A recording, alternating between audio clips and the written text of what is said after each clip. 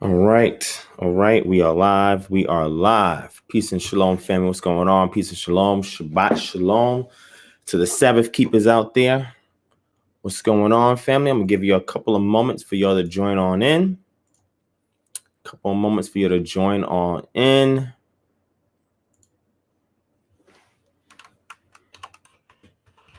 A moment for you to join on in. I'm going to mute that. All right. Going to get it popping tonight. Have a decent show on this evening.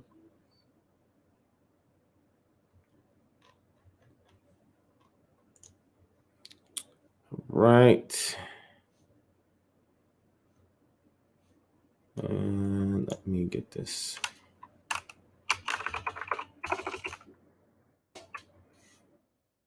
Right. So.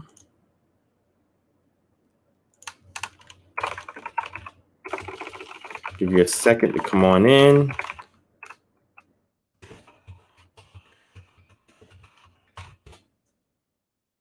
Right. Let me see.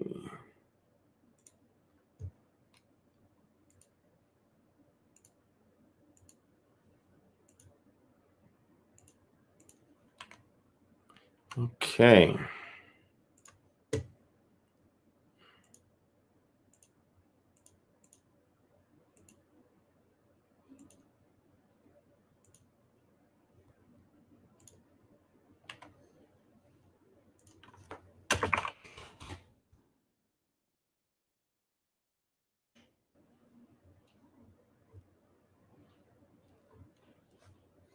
All right, family. Let me see. Yep, I see y'all piling on up in here. Give you another minute to come on in, and then we're going to get started.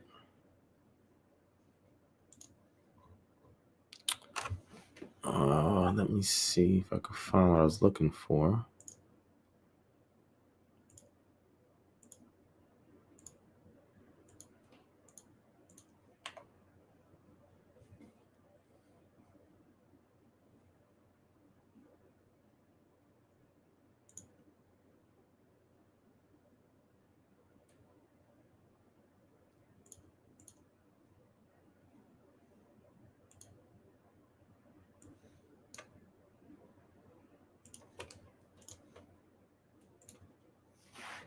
All right, let's close this.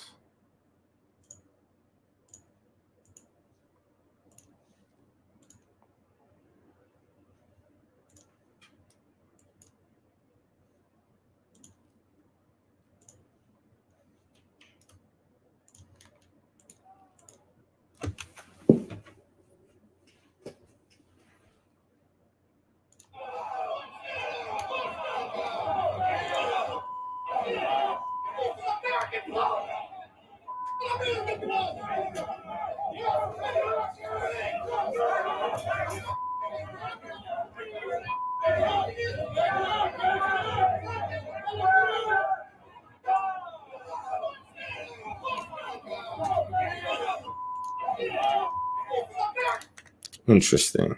Okay.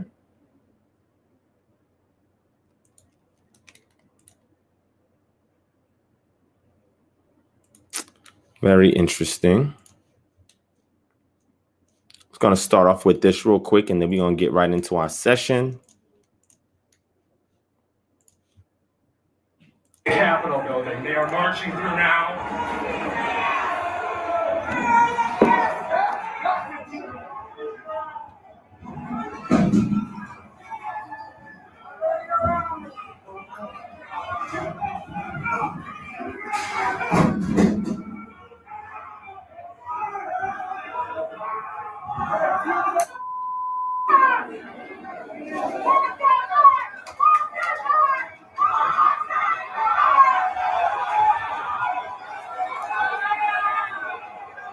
Now, this is my face looking for one black person in there.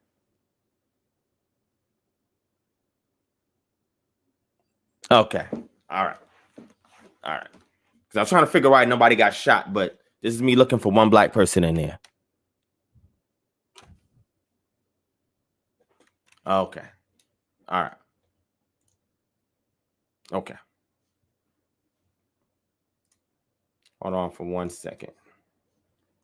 Let's bring that back.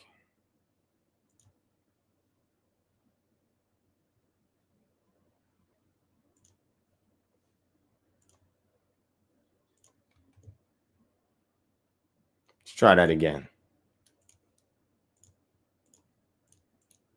Stormed the Capitol building. They are marching through now.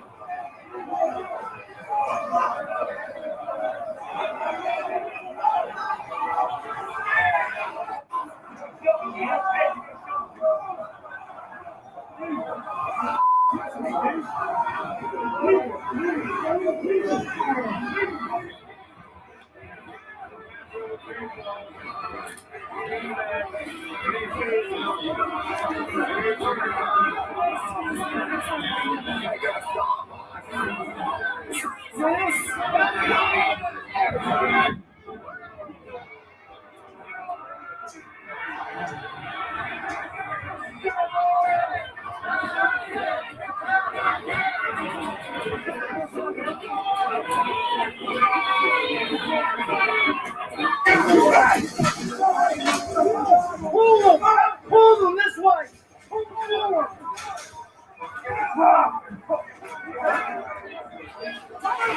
Oh, he threw a punch out. Wait a second. Wait, it just got real for like 2 seconds. Hold on. It got real. Hold on. Let's look at this again. Yo, watch this cop come and throw a punch. There we go. Oh, this is real. Oh, shoot the 5. Let's go. Oh. Hold on. Remember again. This is me looking for one black person in there. Oh, okay. I'm just looking.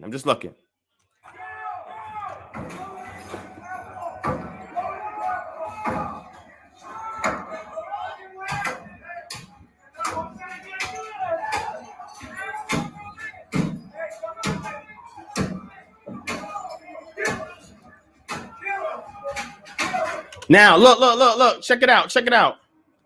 Look at the guy in there with the military uniform on. Hold on. Check it out. Look. Watch. Look at this guy right here with the military uniform on. Hold on. My bad. Oh, shoot. Let me fast forward it. There we go, right here. Now, check it out. Watch.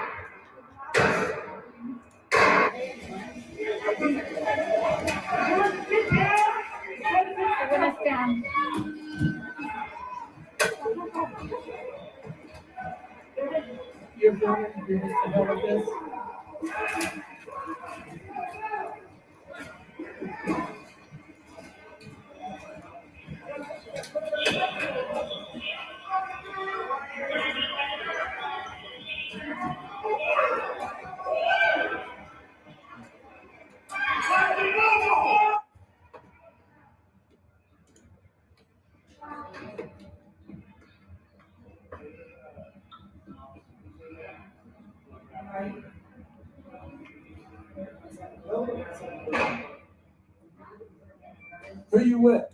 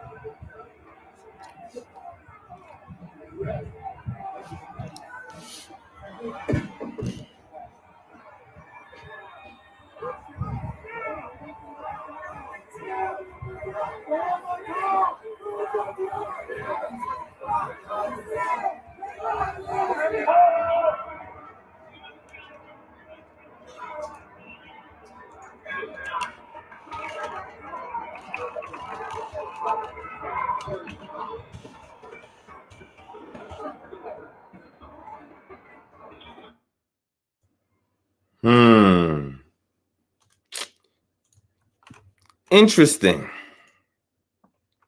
In other news, let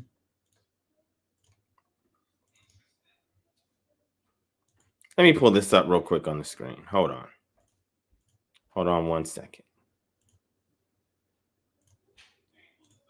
All right. Gonna let this sit here for a second.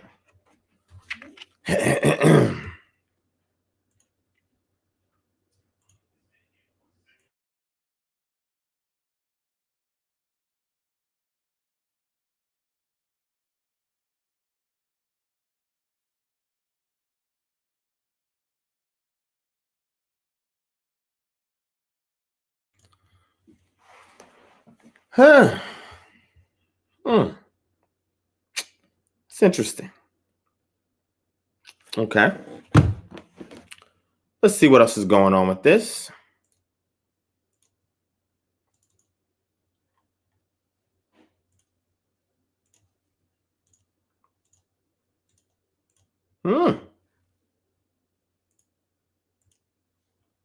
Okay.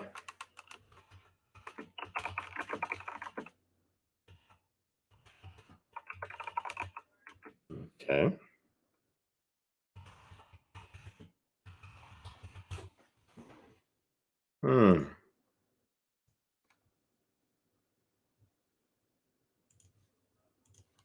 Interesting. Wow. Well, in other news,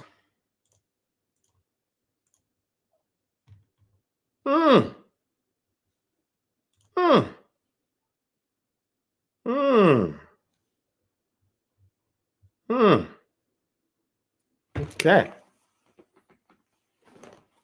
All right. Okay. It's interesting. Take a look at this. Let's take a gander at this. Check it out right there. Look a little bit yourself.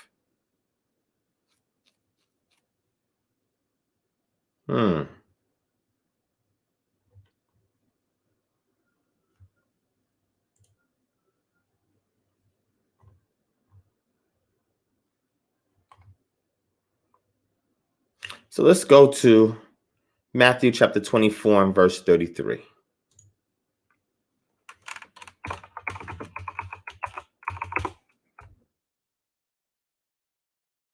Jump into it.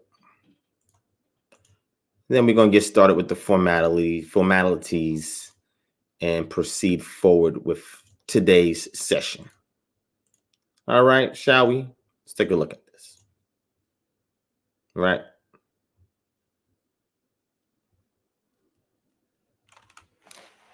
Starting at verse 32, 33 is emphasis. From the fig tree, learn this lesson. As soon as its branch becomes tender and puts out its leaves, you know that summer is near. So also, when you see all these things, you know that the end is near at the very gates. Truly I say unto you, the generation will not pass until all these things take place. So when you shall see the sign of the end of times, you shall know that the end is near at the very gates, or that he is near at the very gates. Okay, interesting. All right, so thank y'all for joining in to Kingdom Harbinger Ministries YouTube channel. I'm your brother Divine Prospect. I'll be your host for this evening, and we're gonna get right into the show. All right.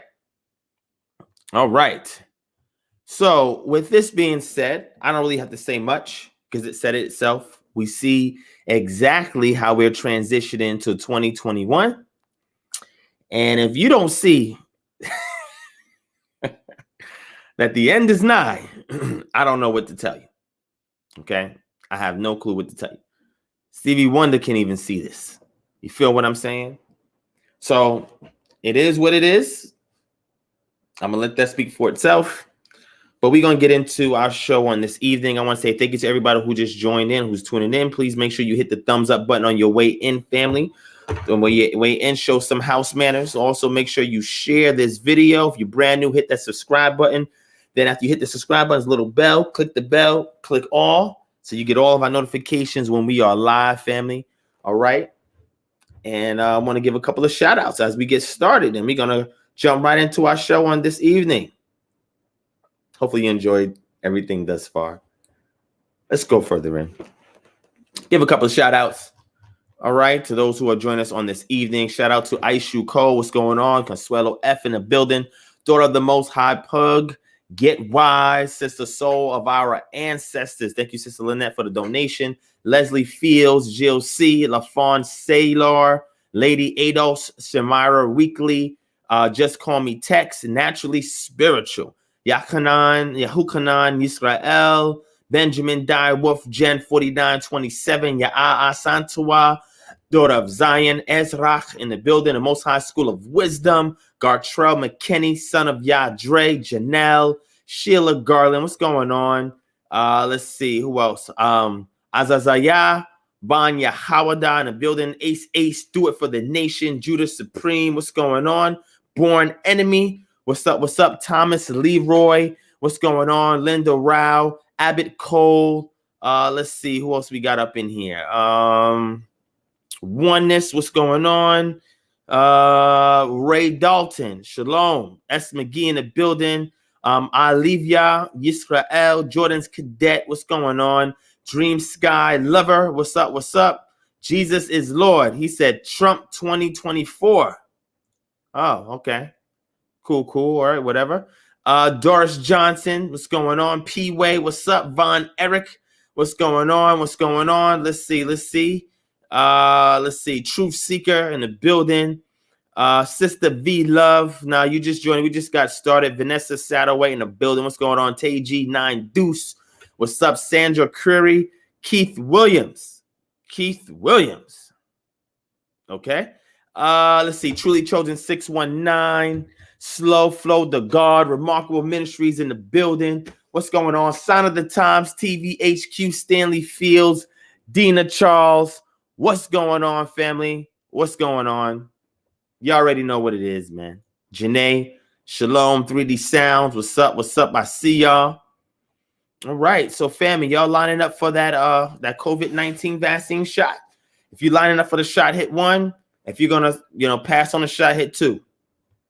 All right. If you want to line up for it, hit 1. If you pass on it, hit 2. All right. I'm going to take a brief survey real quick. See where everybody's mind is at. No judgment here. I just want to see, see where y'all at. Y'all let me know. Hit 1 or hit 2. All right. Okay. Let's see. Jill's crazy. Yeah, so let's see. Yeah, Ice Code, the whole family's in the building. That's what's up. I appreciate that. All right, let me see. Shout out to Reginald Jones in the building. Linda Rowe, Howard Seraphine. What's going on? JS in the building. All right, I see a whole bunch of 2s. Okay. Doris, how'd you know he put the thumbs down? I know Jesus Lord probably put the thumbs down. I know he probably did. Sometimes he's cool. Sometimes he's not. He's a little lukewarm.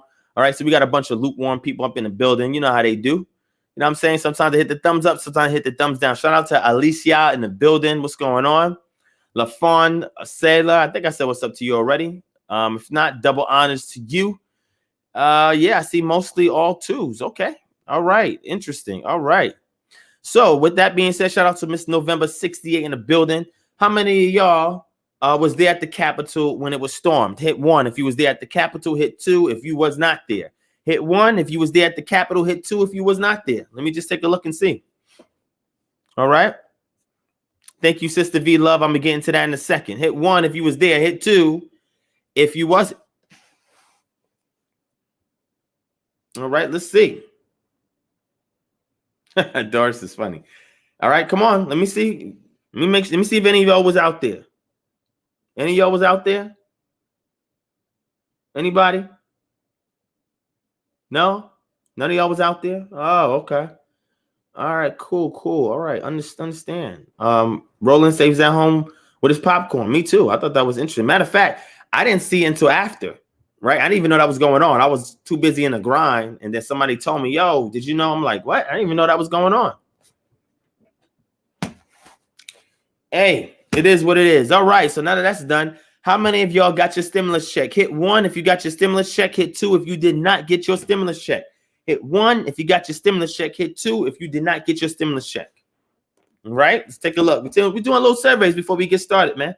Little surveys. Hit 1 if you got your stimulus check. Hit 2 if you did not get your stimulus check. Let's take a look. Let's see what's going on. Shalom to Semper Reformata in the building. What's going on? All right, let's take a look there. All right, we're trying to see what's going on. Interesting. Okay. All right. Okay. All right. I see. All right. So last survey. All right. How many of y'all saw Congress, the House of Representatives, deal with the Electoral College situation? Hit 1 if you saw it. Hit 2 if you missed it. Hit 1 if you saw it, and hit 2 if you missed it. Because the reason why those Trump supporters was there at the Capitol was because of the counting of the Electoral College votes. How many of y'all watched that? Because that was interrupted, and then they resumed it after they got ordered back in the Capitol. All right, let me know. This is the last survey. Let's take a look. See what's going on. See if y'all catching up with the times. Hit 1 if you watch it. Hit 2 if you missed it. And if you missed it, you need to go back and watch. Man, that was great entertainment, man. I loved every second of it. It was great. I typically watch C-SPAN from time to time to see what's going on in Congress, but that stole the cake. I thought that was really something, man. And never, I'm not gonna say never. That's not true. In recent time, we're talking about the past 100 years, they've never seen a more exciting Electoral College vote than that ever happened. They have not seen nothing like that before. That is how monumental that event was. When I saw them stand up and contest the votes, the Electoral College votes as it pertains to Pennsylvania, that was something straight out of a movie script. I was rolling. And then I saw fist fights. Yo, they was about to throw hands. I was like, wow, never happened before, as far as I know from my research at Electoral College. Typically, that stuff is bland, is mundane, is boring. It was turned up, man. It was severely turned up. And I enjoyed it. You know why I enjoyed it, family? Because the writing is on the wall. That phrase, right on the wall, comes from the scriptures, right? Book of Daniel. That's all I was seeing. When I saw the Trump situation, I was like, you know what I saw? I didn't see what's on the screen. I saw a hand come by and go. That's what I saw. When I saw that stimulus check situation going on, when they try to push for the 2,000, shut it down, hit people with the 600 on some light work, like, yo, get out of here, man. Stop pestering me. This is what I saw. When I saw the pig's head show up, Nancy Pelosi house and Mitch McConnell's house, when we won our money, this is what I saw on my screen. I just saw a hand just come start writing. When I see that these doctors dying from COVID-19 vaccines, you know what I saw? This is what I saw. That's what I saw. That's all I saw. Hold fast, family. The end is nigh, but it's not here yet. It's nigh, whatever that consummation may be, but it's not here yet.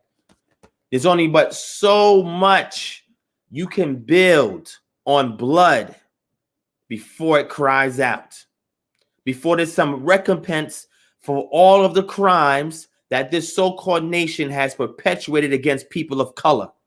Okay? So much so that even European people of European descent are crying out against this system. This country was predicated on violence. You had there was the nerve of these councilmen and women to stand up and say that this nation is not predicated on violence. We don't condone the violence that happened here today. What? How did you think you got this nation, my man? Your form of government is foreign to this land. Are you feeling me? You talking about this violence is uncalled for, it's un-American. Violence is all America knows. And not only here, America commits violence abroad. Now, they may try to shut me down because I'm talking the truth. But that's all I'm saying. It's not inflammatory. I'm just speaking the truth. That's it. How dare you say that's un-American? The storming on the Capitol is un-American. What? What? The violence we saw today, that's un-American. What? America has bloody hands. America has bloody hands. And America takes advantage of brothers and sisters that are patriotic, who want to fight for the liberty of their country and for securitizing their people across seas. And America could care less because when those brothers and sisters come back, a lot of them try to get assistance from the VA and they get a hard time after they didn't serve their time in the military. America is nothing but predicated on violence. That's how this country was built. And they take advantage of those who are vulnerable. They take advantage of those who are in need. They take advantage of those who are seeking purpose. They take advantage of those who have kind hearts. That's all they do. They've committed genocide on a level that's never been seen anywhere else. You think 6 million Jews in Germany was genocide? You know how many Native Americans is left here? Take a guess. You know how many Africans that was taken from the west coast of Africa, who we call Israelites, that was brought over here Americans? You know how many of them died in transport? You got the nerve to tell me that what you saw happen was not American? That was in every way, shape, or form American, family. Every way, shape, and form American. Now, typically, you don't see divine go in when it comes to current events and prophecy. I do that, sparingly here and there. But now, this is so much that's accumulating, family. So much accumulating. Are you ready? That's all I got to say to y'all. Is you ready? It's about to go down. Is you ready? Okay. All right. All right. Let's start the show. Let me stop. Let's start the show. All right, family. So thank y'all for your patience with me over the past week or so. Haven't been as active as I would have liked to online because of this. I'll show you on my screen in 1 second. Just give me 1 second, family. Let's give you 1 second. And I'll start off with this and I'll move on to the rest of the things that I'm going to share for the show. Okay. And let me see. Wait, hold on. Where is it at? There it is. All right. Check it out. See this? Yeah. Right there, family. Just so y'all can see. that is the reason why I've scaled back a little bit, because a lot was going on. Okay. So proud of my Isha and for the good work she did to bring this little bundle of joy into the world. And we worked together and got it done. We had a very successful home birth. Okay. He is healthy. He is happy. He's good little sport too, man. Very good little sport. I love him. And, you know, him in conjunction with the rest of my little family. And I'm just, you know, enamored whenever, you know, life comes into this world, man. You see all the stuff that's going on right now, and the fact that youth are still being brought into this world. You know, when Yeshua was talking about the end times, he says, woe unto them that bring suck into the world. Woe to them that bring children in the world, because now you have a much stronger purpose to ensure that whatever world they come into, that at least the immediate environment in which they come in with is not filled with turmoil, confusion, destruction, and all of that. It is our job as parents to be able to provide that shalom to our children.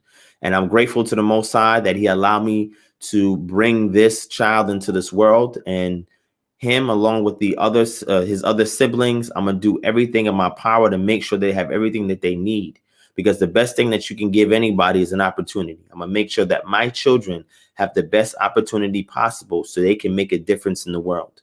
All right. And I pray to the Most High that whenever the end is near, right, that me and my family are prepared so that way we can get up out of here. However he commences that. Right. But I'm grateful for him being here. I thank everybody who has sent your prayers, your blessings, your love our way. I appreciate that. Thanks to everybody who sent your donations our way. Thank you so much. And, you know, I can't get enough of him. And he just showed up. He's here. You know, this is another picture for y'all right quick. And shout out to my brother Get Wine. Thank you so much for the donation, my brother. I appreciate that. All right. So yeah, he's next in line, man. You know, everything that I have will go to him as well as his siblings. And I pray that, you know, they make the most of it. You know what I'm saying? Joshua Williams, how we ask questions, do we call or ask in the chat? You can ask in the chat, or I'll drop the link towards the end. You can jump in and you can join the discussion. Okay. All right. So yeah, so he's the reason why he, you know, I've been taken aback a little bit. So if you don't see me as active, it's because number one, I'm spending time with him and my family, trying to get things right at home. Number two, working on all the organization and structuring behind the scenes for KHM. With that being said, let me launch into the next thing. So this Monday, we will be airing his Brit Milah on Monday. He will be getting his circumcision in the morning. And then later on that day, I will be having a brief ceremony for him. Unfortunately, because of COVID, this was not ideal, because, you know, ideally we would have, you know, family and friends over as we're performing the ceremony. But because family and friends will not be present because of COVID-19 and everything that's going on in the world, we're going to be doing a virtual one. Okay. A Brit Milah is a circumcision of the covenant. So after he's circumcised, we will bring him home, and then we would commence forth with the ceremony. And you guys can check it out to see our halakha behind our ceremony, so you can understand how we do it here in KHM and within my little tribe and my community, and hopefully inspire somebody else to be able to generate your own halakha, because we have to develop our own halakha, and we cannot be following in the way or of the customs, the minhagim of other Jews. So some of y'all say are so-called Jews, right? So we have to be able to create our own halakha that is pertinent to our particular cultural disposition and paradigm. And out of that, we have a legacy that we are autonomous over, that we can hand down to successive generations. All right. So make sure you guys stay tuned for that. I will definitely send you a link, and you guys will have a public invite to this intimate ceremony that I'm having with my son. All right. And dedicating him. Dar says, are you in Virginia? No, I'm not in Virginia. I'm located in Atlanta, Georgia. All right. I'm originally from the Bronx in New York, but currently I reside in Atlanta, Georgia. All right. All right. So thank you, everybody in the chat also for your well wishes. I appreciate that. Thank you so much. All right. So that's what's going on. So make sure you guys tune in on Monday. Tune in on Monday to see how we do this thing. Hopefully you guys enjoy it, and you'll have an opportunity to see the registry, because I know a lot of people asked for the registry. The reason why I withheld that is because that's part of the ceremony. All right. The gift giving is part of the ceremony. So we'll provide links for you guys to donate and purchase things off the registry if you feel led to do so. It's not required, but if you feel led to give donations or to buy something at the registry, we will greatly appreciate that. And there's those who have already done that. Okay, has already done that, and I'm truly grateful, and I'm appreciative of every little thing that has been given to me and my family, and we don't take anything for granted. Okay, all right. So the next thing is, to everybody that signed up to join KHM, who downloaded the app, who went through the form, membership form, we'll be reaching out to you guys this week, coming up, and next week. And after we call, because we're going to call everybody off that list. We're going to call everybody off that list. We're going to speak to everybody, because I believe in white glove service. I believe that if people have shown interest, I want to make sure that everybody showing interest gets that phone call and we can make contact with you guys. All right. So far we have 350 people pending, waiting to join KHM, on top of the people we already have on board for KHM. All praise to the Most High. All right. When I say that we're about to do big things in 2021, you'll say everything that's going on. So while the nations are distracted, we over here building. That's what we've been doing. And that's what we continue to do. So if anybody else is interested in joining the organization before we put in this work this year, you want to put your hand to the plow and you want to make a difference in your community from out of your Israelite cultural paradigm, KHM is that catalyst for change. We want you guys on board so we can make a difference. And I'm going to show you how you can do so. Everybody here, if you haven't already, I need y'all to join the app. How do you sign up and get the app? If you have Apple, let me show you how you can get it on Apple. Okay. If you have Apple, you're going to go here.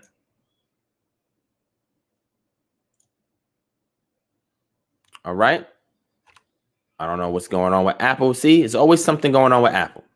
Let's skip Apple for right now. And if you have Android, I don't know what's going on with Apple. If you have Android, all right, you're going to go here to the My One Church app. You want to go into your Google Play Store and type My One Church app. This is what it looks like. Click it to download and install it. Once it's downloaded, installed, open up the app by double clicking on the icon. And then in the zip code field, you see it down there at the bottom of the screen. You're going to type 30064. Hit enter. You're going to see our ministry pop up. Click on it, and it'll bring you right into the app. Once you get into the app, there's a button there that says membership. All right. Click on membership. Hold on. Let me show it to y'all.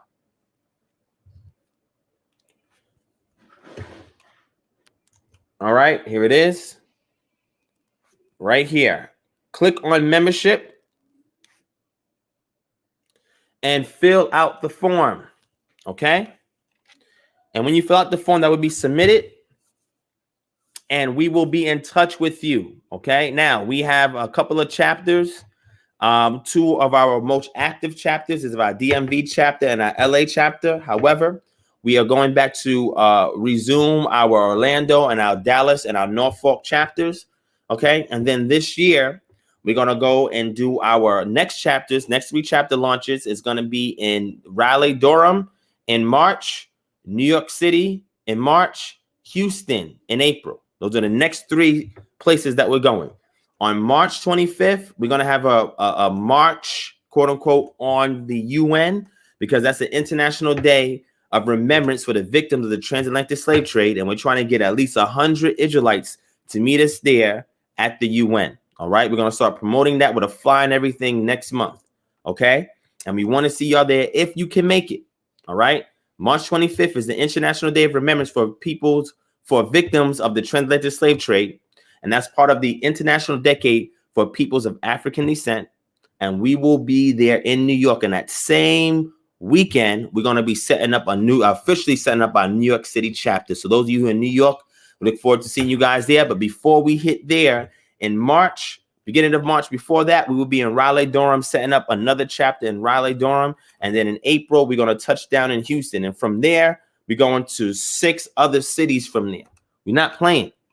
And then, y'all willing, we're going to be international. We're going to Johannesburg, South Africa, Accra, Ghana, and London, UK to set up our international chapters. All right? It's a wrap. It's a wrap. We're taking this to the next level. Okay? This is not a game. So to all of the 350 people that are waiting to join KHM, we got you. We're going to do a mass enrollment. Okay? So everybody that signed up, okay, if you signed up, and you're not part of one of those chapters I mentioned, if you're not in or near Norfolk, not in or near DMV, not in or near LA, not in or near Dallas, not in or near Orlando, and you're in some other city, when you go into the app, there's a groups button. Click on the groups button. And when you click on the groups button, you're going to look for the KHM virtual chapter. KHM virtual chapter. All right. Sign up for the KHM virtual chapter. And this is where we're going to move all those 350 people in. After we make the phone call, we touch bases with you. We're going to move all of y'all in there. And then we're going to have one mass enrollment. All right. So we're going to scan and assess people, mass enrollment into the virtual chapters. And you stay in the virtual chapter until we come to your city and we set up a physical chapter. Then we move you into your respective chapters. In the interim, we're going to bring everybody into this one big happy family in our virtual chapter. All right. And then we're going to give you guys a skinny. Now, the prerequisite before you guys come into this virtual chapter and before, we enroll you, you have to watch one of our chapter launch events. So any of my mods in the chat, please drop in there the Orlando chapter launch event. Drop in there the Dallas chapter launch event. Drop in there the LA chapter launch event and the DMV chapter launch event. My admins, my mods, please drop them in the chat. Okay, please drop them in the chat. And this is required watching, right? Because I know most people who signed up wanted to be part of the organization that you'll already know how we get down. Most of you probably already saw it. But if you didn't, it's your homework. Watch it, get your questions, because when we do this mass enrollment, there's an opportunity for you to ask your questions, for you to look us over, for us to look you over, and for us to bring you on board. We're not playing in 2021. 350 people on top of, I think it was on top of maybe about 60 people we have already in the other chapter, 60, 70. So 350 people, family, that's all part of the Most High. And we are not playing this year. It's a wrap. So again, get the app, click on membership, join our organization, family, get into the groups, go into KHM virtual chapter if you're not part of one of those 6 chapters that I mentioned. And we're about to take over this year. It's a wrap. There's no more games being played. All right. This is not no YouTube personality worship type of thing that we got going on here. All right. I'm just a spokesman. The organization is bigger than me. And our objective is to take our Israelite cultural paradigm and translate it into real world solutions so we can deduce the societal ills in our community that through our works, we could bring people to the faith in the Most High so they keep these statutes, laws, and commandments and be redeemed. And with that, the knowledge of Yeshua is in alignment with that. And we have a whole complete holistic circle, family.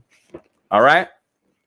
So another brother, shout out to Semper Reformata in the building. He said that we should start military chapters near military bases. And I think we're going to do that. I mean, not just him. I've had people in the past say, man, I'm in the military. So I'm like, military. So I'm like, let's do a military chapter. Why not?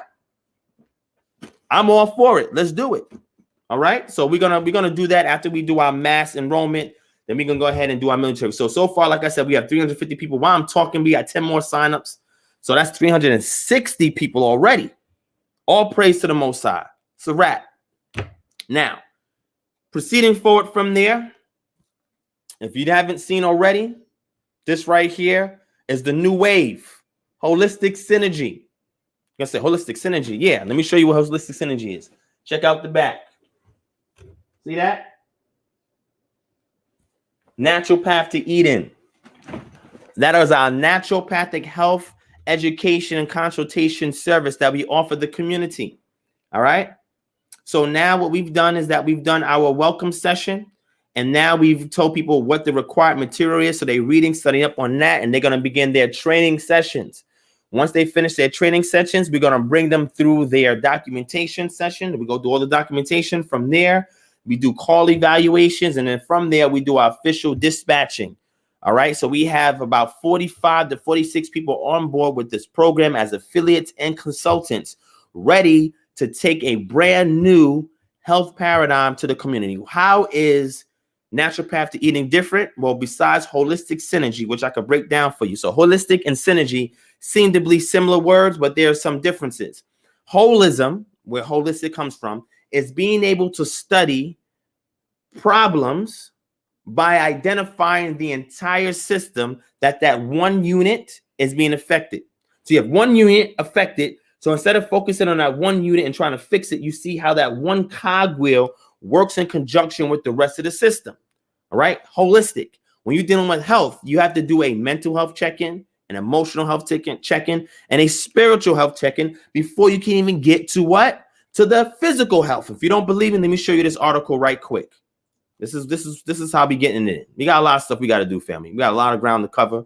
Thank you for your patience. We appreciate that. Let me show you this recent article real quick. Check it out. We bring it up on the screen. Check this out if y'all don't already know. And this is what makes us different, because we touch on all of that holistically. Stress-induced cortisol, mood, and fat distribution in men. Okay. A previous study in our laboratory found that in response to uncontrollable laboratory stress, women with a high waist-to-hip ratio, WHR, had higher cortisol reactivity, poorer coping skills, and lower anger responses than women with low WHR. We aim to compare high WHR men's stress responses to those of women. The current study examined cortisol reactivity, and cortisol is a hormone that's produced by the body in times of stress, and this helps you to gain weight. A lot of weight is gained, and a lot of your metabolic processes slow down when cortisol is being pumped through the body. And cortisol, being a hormone, it drains the adrenal glands, because the adrenal glands are responding to psychological and physiological stress. Okay. It says the current study examined cortisol reactivity and psychological data of 27 healthy high WHR men exposed to the same laboratory challenges as the women from our previous study. Men's data are discussed in relation to that of the high and low WHR men. Men responded to stress with increases in both cortisol and blood pressure. In comparison with the high and low WHR women, men had significantly higher total cortisol on the stress day. However, when comparing a subsample of men and women matched with WHRs, differences in cortisol secretion were greatly diminished and no longer significant. In addition, men had higher desire for control than both high and low WHR women, and lower mood reactivity than low WHR women. That's just how men and women are just physiologically wired differently. Despite the lower mood reactivity of high WHR groups, the high mood reactors among the high WHR women, and to a lesser extent men, tended to have a higher cortisol reactivity. The discussion is these results suggest that the physiological differences and greater exposure to cortisol observed among the high WHR men and women may have played a role in contributing to their greater abdominal fat depots. All right. Now you're going to say, well, Divine, why are you showing this to me? Well, a lot of times weight gain and obesity. Obesity is something that's a huge issue amongst our people. It is very difficult for me to make a recommendation or suggestion for somebody's health when I understand that their body is pumping a lot of cortisol, and sometimes people eat as a means to compensate for a trauma that's occurred. That's a physiological thing, you know what I'm saying, and a psychological thing, right? And that these things we have to understand, that we have to understand the entire system. If somebody just says I have diabetes alone is not enough for me to give you suggestions to help with that situation. I need to know mentally where you at, emotionally where you at, spiritually where you at, and then we can focus on your physical, right? Because any suggestion that I give you, I understand that your ingestion and digestion, you know, those two places, the ingestion goes from the mouth to the esophagus. Digestion starts when it hits the stomach, after the sphincter opens up, and the esophageal sphincter opens up and allows the bolus of the food to pass down the esophagus to go into the stomach so it can churn and create chyme, and chyme flows from there into your intestines, and from your intestines out. In order for you to have high absorbability, you must have low stress. That's important. So a lot of times you could be eating the right things, still gaining weight, and still being sick, and trying to understand, well, why this is happening, right? Where's your spiritual gain at, your emotional and your mental health at? These things are important. So the holistic element is looking at not just one individual piece, but looking at the total system. And in doing so, what is the greatest produced effect for studying the system as a whole, as opposed to each individual unit in isolation? And our greatest effect is the Edenic state that we can reach as a people.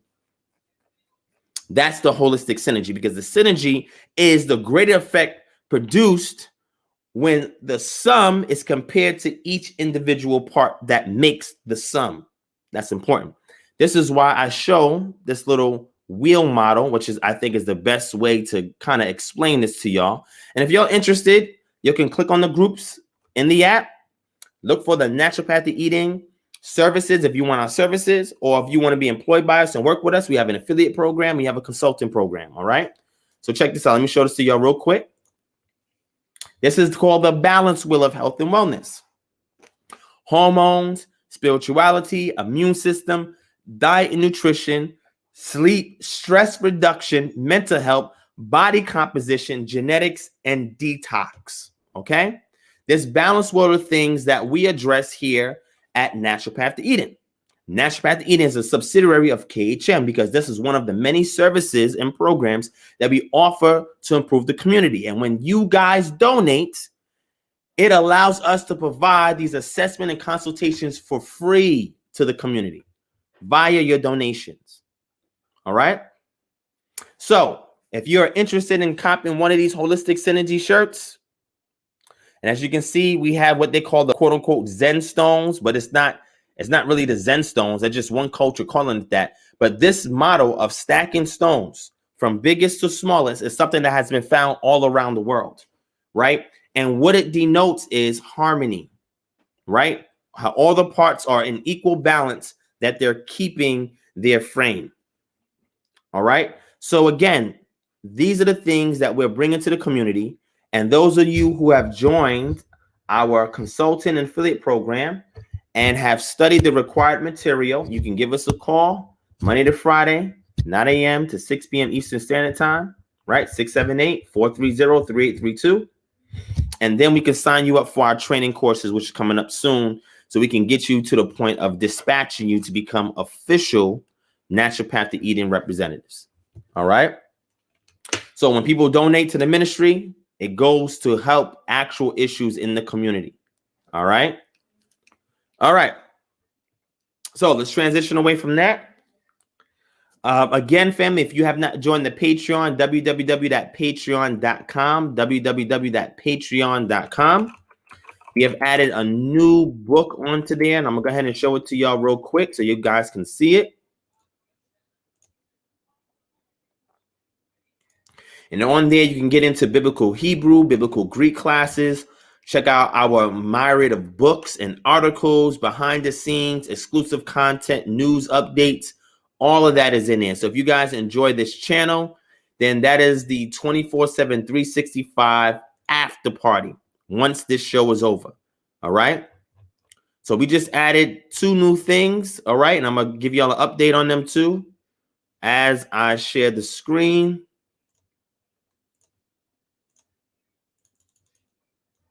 Right.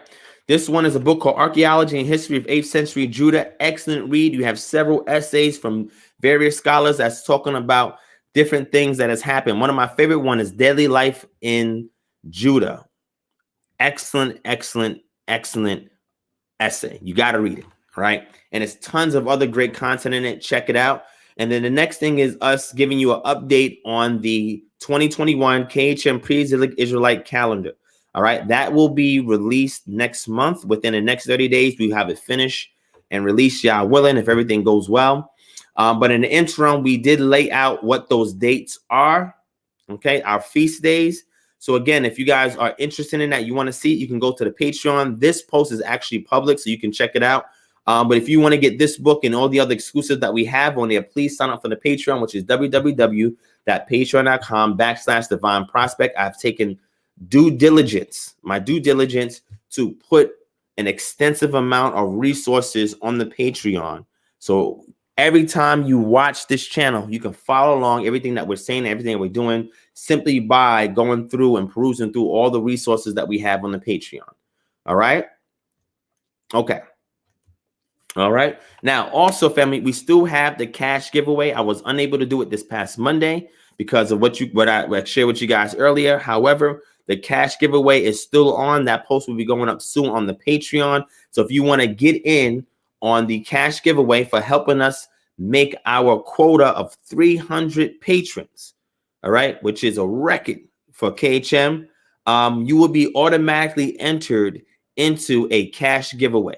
All right. So good thing that we didn't do it on Monday, because this allows an opportunity for anybody who has not already joined our Patreon to join in and be entered, for free, if you want to say for free, but entered automatically into our lottery for a cash giveaway. We have an opportunity to do that because we want to give back to those who have invested into our ministry, and we continuously do that. All right. So you have an opportunity to sign up for the Patreon and get entered automatically into our cash giveaway. All right. Okay. So thank you so much, Sister Yaa Santua, daughter of Zion. She said the best investment you can make is that Patreon life. Shalom. Appreciate that. Ace says, cannot wait for the new calendar. Yes, new calendar is going to be flames. It's going to be fire. And it's going to be 12 months. I know people say, oh, Divine, you did 8 months. I explained to you why it's only 8 months, but y'all want 12. So we're going to do 12 full months, but we're going to have laid on top of that the 8 months of what we call the sacerdotal menological model, which simply just means the priestly counting of months, which is their form of a calendar, which is different from the civil calendar and the regnal calendars, which I taught on years ago back in 2016. All right. So Alivia Yisrael says, no chapter near me. What city are you in, sis? Again, if there's no chapter near you, that's okay. That's why you're going to be in the virtual chapter, and we're going to work together virtually as a group. And as we build out chapters in your local cities, then we can move you over to your chapter so you guys can work autonomously and make a difference in the community. All right. So just let me know where you at, sis. All right. Daughter of the Most High says, love the Patreon helps me with my walk with the Most High. Best investment I ever made. Thank you so much, sis, for the shout out. I appreciate that. And thank you everybody who are recent signups for our Patreon. I thank y'all so much for your constant giving and your commitment to allow this ministry to grow. All right. I appreciate y'all. So I'll leave y'all. Yisrael, where are you located at, sis? Tell me where you're located at. All right. Let me know where you're located at. All right. All right. Somebody says the stream froze. It did. Let me see. I hope not. Hit 1 if everything is good. The audio video is good. Hit 1. If not, hit 2. Hit 1 if the audio and video is good. If not, hit 2. All right.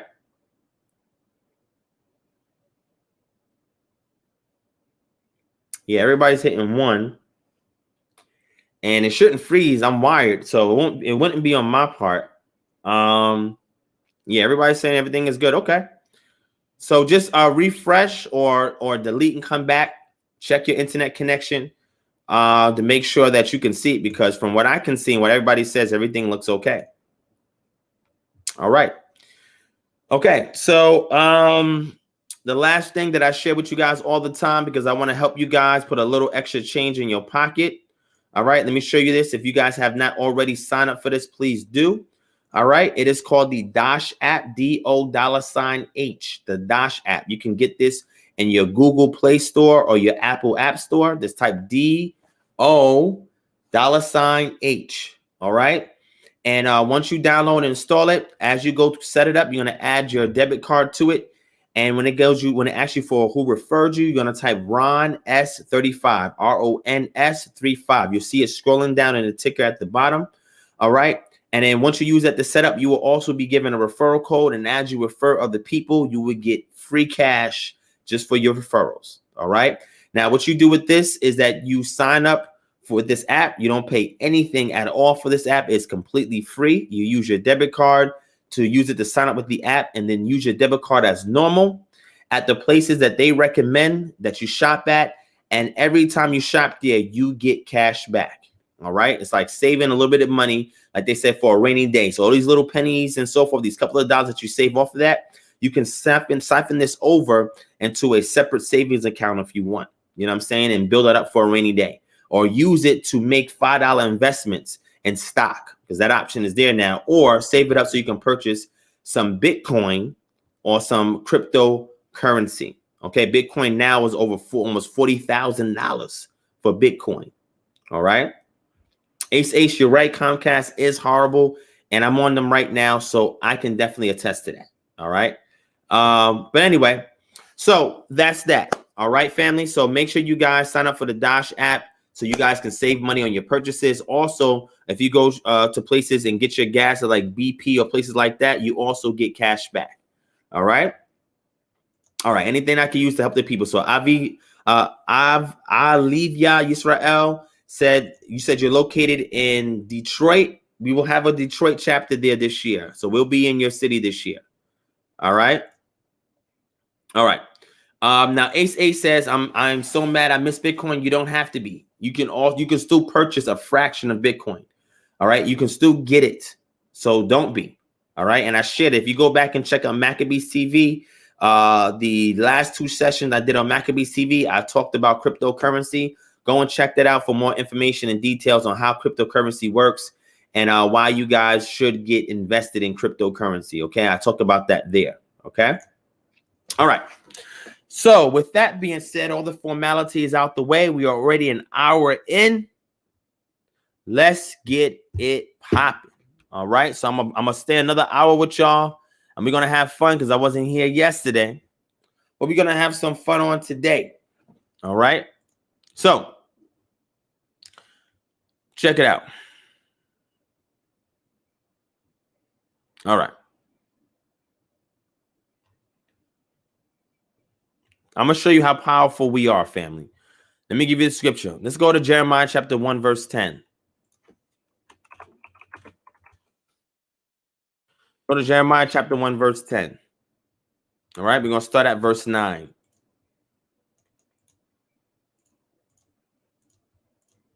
And it says, then Yod-Heh-Wav-Heh put out his hand and touched his mouth.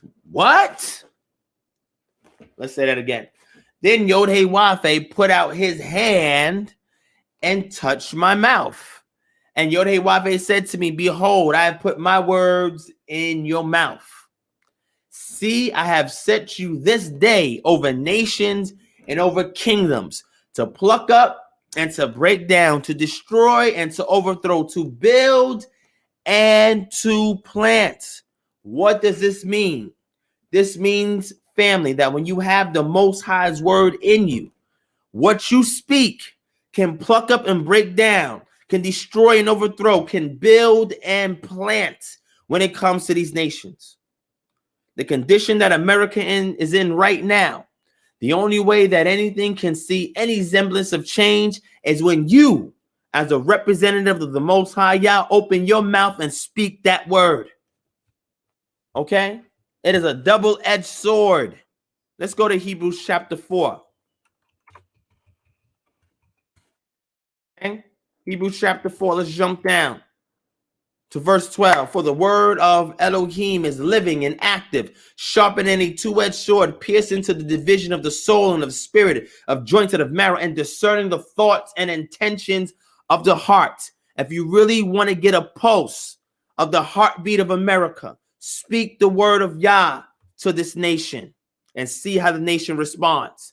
If the nation responds welcoming, then the Most High will spare this nation. If the nation responds with adversity and animosity towards you for speaking that word, you know that the pulse is dwindling, that this thing is about to die and the Most High is about to take it out in judgment.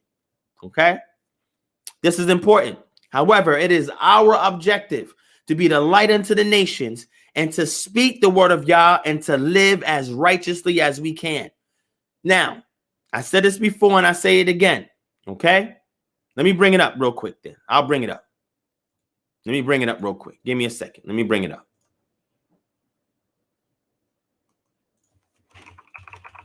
I want to show you guys this real quick.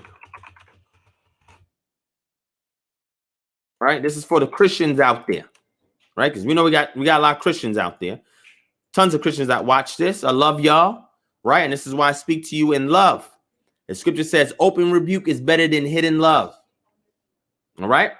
So let me go ahead and show y'all something real quick. All right? I want y'all to go to Revelation chapter 12. And these are for my Christian brothers and sisters out there. All right? Check it out. Let me do this real quick for y'all. Let me see if let me grab this article real quick.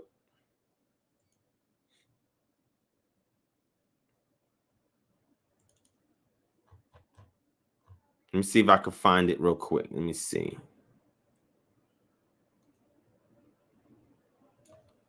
I had it the last show. Let me see if I can find it. Where is it at? Let's see.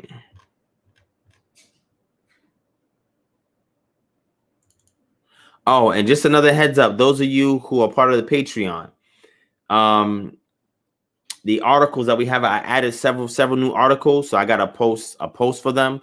But just go back and check periodically in the books and the articles. I always add stuff. I don't even promote them. Some of the things I haven't even promoted yet, but I'll always add them. So you want to go back and check that out. All right. Let me get that.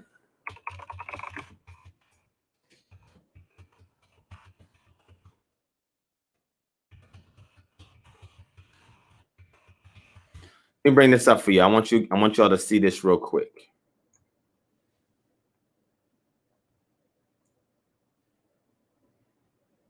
I want y'all to see this. Hold on, let me grab it real quick.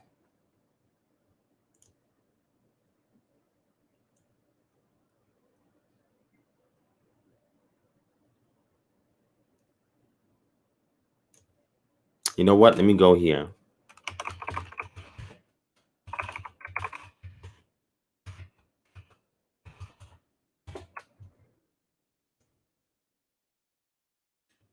All right, here it is. And let me grab it here. I'm going to bring it up on the screen real quick so y'all can see it. And I want to show y'all something, right?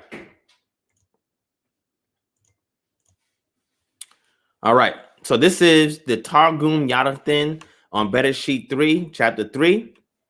And we're going to go to verse 15. And it says, and I will put enmity between thee and the woman, and between the seed of thy son and the seed of her sons. And it shall be, when the sons of the woman keep the commandments of the law, they will be prepared to smite thee upon your head.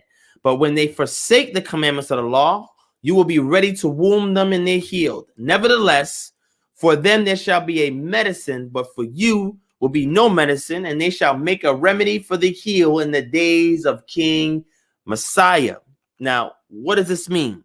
I explained to you what the Targum is, and I said to you guys that the Targum is what's called the Aramaic paraphrasing of the Hebrew liturgical Bible, okay, or the Hebrew Bible, right? That's used for liturgy or used in during worship services, right?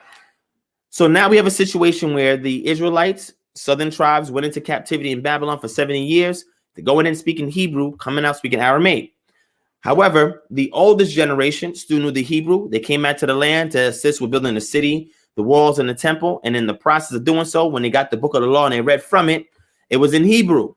The elders, older generation priests were able to speak it. Laymen was not, because they speak in Aramaic, which is the sister language. Therefore, it says they gave them the sense of what's in the text, and therefore gave birth to your oral Targum that later on was written after that incident a couple hundred years later. Okay. Now, in that oral tradition of the Targum, we have this paraphrasing of Genesis chapter 3 and 15, because this was the thought form of the people at the time, and interpreting and understanding Genesis 3 and 15. Now, looking at this, it says here that when the sons of the woman keep the commandments of the law, they will be prepared to smite you upon your head. But when they forsake the commandments of the law, you'll be ready to wound them in their heel. Nevertheless, for them, there will be a medicine. But for you, there will be no medicine, and they shall make a remedy for the heel in the days of King Messiah. So when we look at this as the precursor to what we find in the book of Revelation, because the Targums inspired a lot of the stylistic writings of what we call the New Testament. So in order for you to understand Revelation chapter 12, let's go to Revelation chapter 12, right? I want y'all to see this to understand the backdrop of what's going on.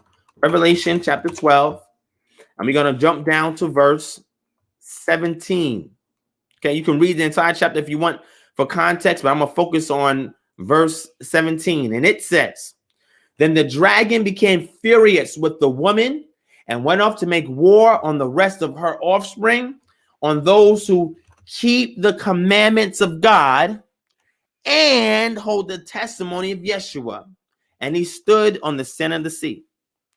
This system, this draconian dragon system, if you want to call it that, if you want to label it that, is only going to war with those who keep the commandments, according to the book of Revelations, a testament, and the testimony of Yeshua. So for Christians out there that only have the testimony of Yeshua and saying, "Oh, I'm covered in the blood of Jesus. I'm saved by faith, and I ain't got to do nothing more to earn my salvation." For those of you there, dragon, the system is not afraid of you. Okay? You're soft to them. They're not worried about you. They're happy that you do that. They're okay with all these billions of Christians because y'all not going to get in the way. But for those who keep the commandments of Yah and the testimony of Yeshua, now we got a problem. Now we got a problem. What they call Messianic Israelites is the biggest threat to Christianity. Messianic Israelites, because we are the commandment keepers and hold the testimony of Yeshua. That is a dangerous thing. And this is what the system is afraid of. Do you understand? This is what's trying to go to war with. The seed of the woman represents Israel. And Israel who keeps the commandments and holds the testimony of Yeshua, even though they may be bit, there will be a remedy for them when they are redeemed. I'm looking now and I see most of this Christian church is full of poison. You know why? Because they are open to attack, because they have nothing to shield them against the serpent. Therefore, they are filled with poison, and they will be destroyed along with the system if they do not repent and keep these commandments. Do you understand? The only way you can strike the heel of this system is by keeping the commandments. Okay. All right. All right. Okay. Maybe some of my Christian brothers and sisters out there may be saying, okay, that's just the book of Revelation. I said, well, this is the precursor to the book of Revelation, and this is what is implied based on the Targum and the understanding of the people during that period of time. But let's go into more of the scripture so you can understand what I'm talking about when I see that.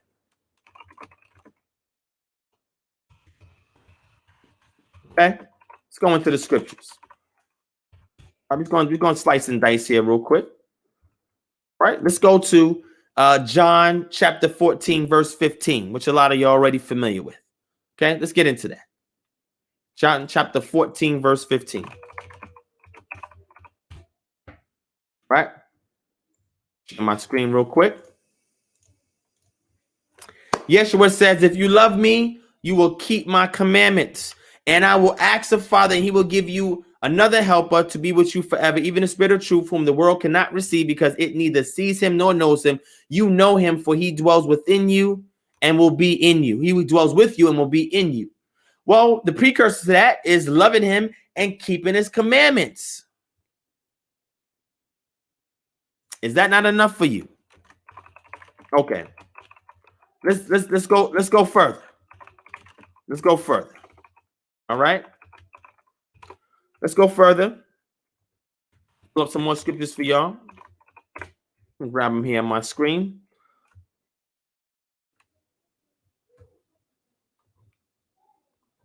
All right. Let's go to John chapter 15, verse 10, which is the next chapter over.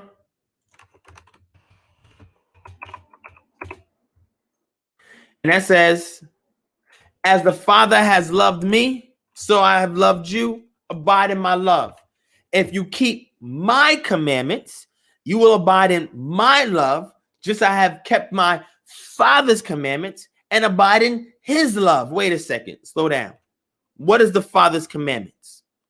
My Christian brothers and sisters out there, please tell me what the Father's commandments is, because I hear people say that they're keeping the laws of Christ. Really? He says, if you keep my commandments, you will abide in my love, just as I have kept my Father's commandments and abide in his love. Wait a second. Wait. You may need a little bit more than that. Okay, check it out. Check it out. Let's get a little further than that. All right. Y'all may say, well, he's saying that he kept the Father's commandments. We just got to keep his commandments. All right, check it out. Let's scroll down. John chapter 17, verse 8, for I have given them the words that you gave me, and they have received them and have come to know in the truth that I come from you, and they have believed that you sent me. I am praying for them. I'm not praying for the world, but for those whom you have given me, for they are yours. Wait, Yeshua said he's not praying for the world? How could he die for the world and he doesn't even pray for them? Okay. All right.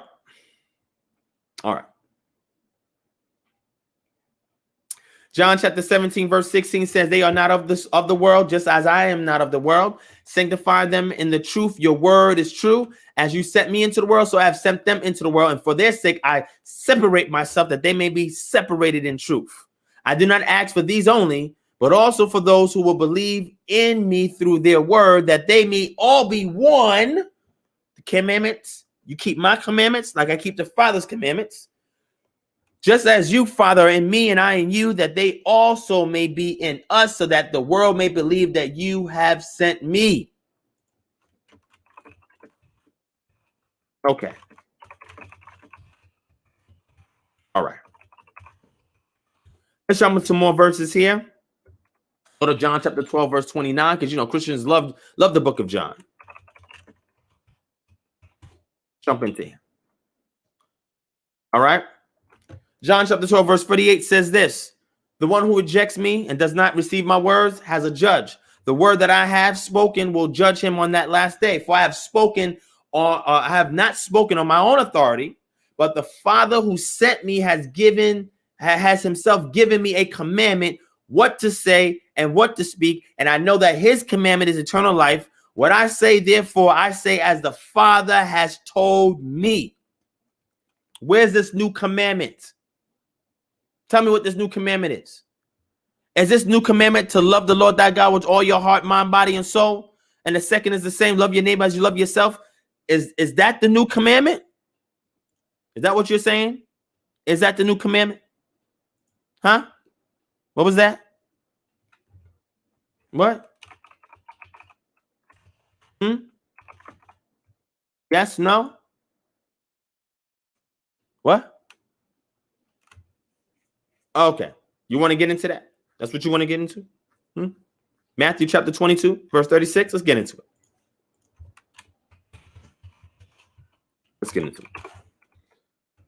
And one of them, a lawyer, asked him a question. Teacher, what is the greatest commandment in the law? Wait, hold on. Excuse me. I'm sorry. I'm getting a little excited. Let me calm down.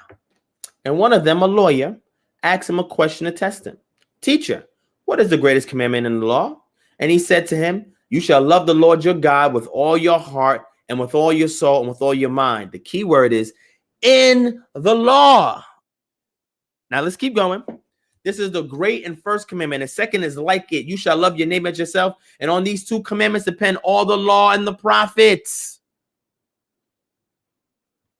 Are you seeing that? Huh? What was that? Are you seeing that? Am I making that up? Okay. All right. Let's catch it somewhere else. Let me grab it somewhere else real quick so you guys can see this.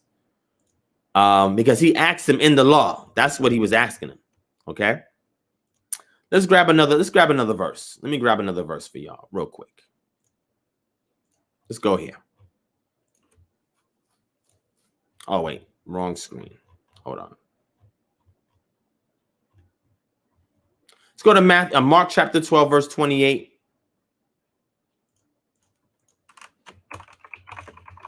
Trying to find out what this new commandment of Christ is. And one of the scribes came up to him and heard them disputing one another, and seeing that he answered them well, asked him, which commandment is the most important of all? Yeshua answered, the most important is, hear, O Israel, the Lord our power, the Lord is one. What? Wait, the most important commandment is the Shema in Devarim chapter 6? And then there's a conjunction and or kai in the Greek. And you shall love the Lord your God with all your heart and with all your soul and with all your mind and with all your strength. Why? Because this comes straight out of Deuteronomy chapter 6. The second is this: you shall love your neighbor as yourself. There is no other commandment greater than these. Now check this out. And the scribe said to him, you are right, teacher. You have truly said that he is one and that there is none other besides him. Whoa. So you saying that Jesus is not the second person in the Godhead or God the Son? He's not beside him. Oh no, the Trinity doctrine has nothing to do with that. Trinity doctrine says homoousia, they're the same essence. You have three persons that's emanating from the same essence, that all are distinct, co-equal, co-eternal to one another. Yeshua didn't correct him and said, wait, there's God the Son. Don't forget God the Son, that's me. Now let's keep going. And the scribe said to him, you are right, teacher. You have truly said that he is one and that there's no besides him, and to love him with all the heart and with all the understanding, with all your strength, and to love one neighbor as yourself is much more than all whole burnt offerings and sacrifices. Now keep this in mind, okay? And when Jesus saw that he answered wisely, he said to him, you are not far from the kingdom of God. And after that, no one dared to ask him any more questions. So you telling me that he says the Shema and to love the Lord thy God with all your heart, mind, body, and soul. And the second is to love your neighbor as yourself. And he said, these things, if you keep this, you are not far from the kingdom. Well, how you demonstrate this love? You got to know what that law is. Okay.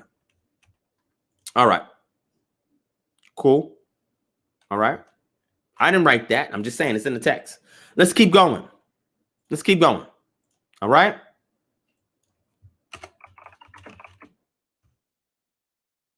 Let's go to 1 John chapter 3 and verse 4. These are the basics. Right?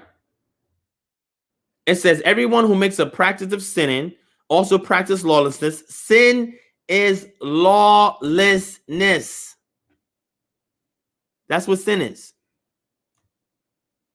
Sin is lawlessness. Or sin is transgression of the law. Unless you know the law, you do not know what sin is.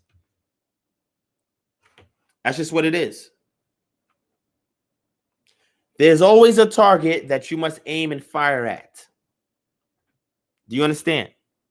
If I'm teaching you how to shoot and you know how to shoot, but I never give you a target to hit, what good is me teaching you how to shoot? It just makes no sense. Okay. All right.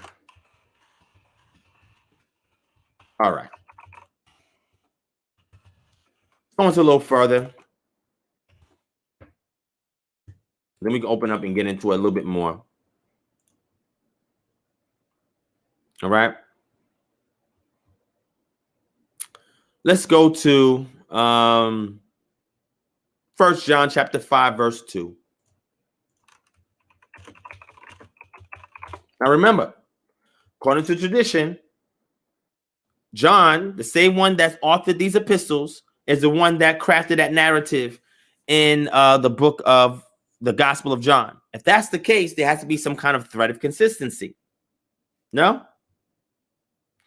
Everyone who believes that Jesus is the Christ has been born of God, and everyone who loves the Father loves whoever has been born of him.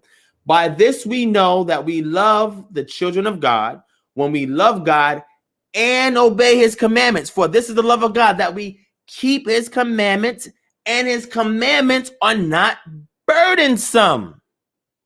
That is interesting. Let's go to Deuteronomy chapter 30.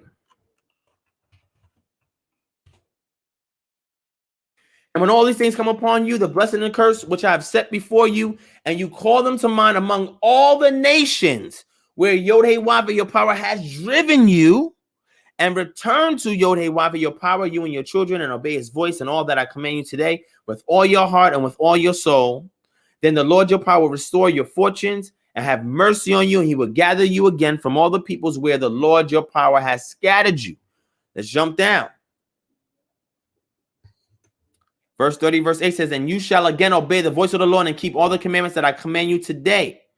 The Lord your power will make you abundantly prosperous in all the work of your hand, and the fruit of your womb, and in the fruit of your cattle, and the fruit of your ground. For the Lord will again take delight in prospering you as he took delight in your fathers. When you what? Obey the voice of Yod-Heh-Wav, your power, to what? Keep his commandments and the statutes that are written in the book of the law. When you turn to your power, Yod-Heh-Wav, your power, with all your heart and with all your soul. How do you turn to him with all your, how do you love him with all your heart, with all your mind, all your soul? You have to turn, repent, and turn here to the words that is contained in the book of the law, the commandments and the statutes, even when you're driven amongst the nations which he has scattered you. That is the expectation. For this commandment I command today is not too hard for you, neither is it far off. Well, we read back in John where it says, by this we know that we love the children of God when we love God and keep his commandments. For this is the love of God, that we keep his commandments, and his commandments are not burdensome. It's the same language. Okay. All right. Okay. All right. So with that being said, hold on. Let me stop this for a second. You know, I gotta go to the Old Testament. I mean, New Testament too, because a lot of Christians don't even know much about the New Testament. Some people tell me that all sacrifices are made with animals. All your sacrifice, all offerings, are animal sacrifices. What? So when we tell them that offerings are going to be given up in the end times when the law is restored, they think that all offerings are sacrifices. I did a whole lecture called "Are All Sins Created Equal?" I break down each offering. Okay, we even go into the capital offenses and capital punishments as it pertains to the statute, laws, and commandments. I gave out a guide that goes systematically into it. Matter of fact, let me bring it up real quick and let's move forward. And then from here, I'll open it up the panel. We'll make it a short session tonight. It ain't gotta be that long. All right, let me bring up to you the document of the statute, laws, and commandments. Those of you who have the Patreon, you will be able to see this document on the Patreon. All right, so let me bring it up.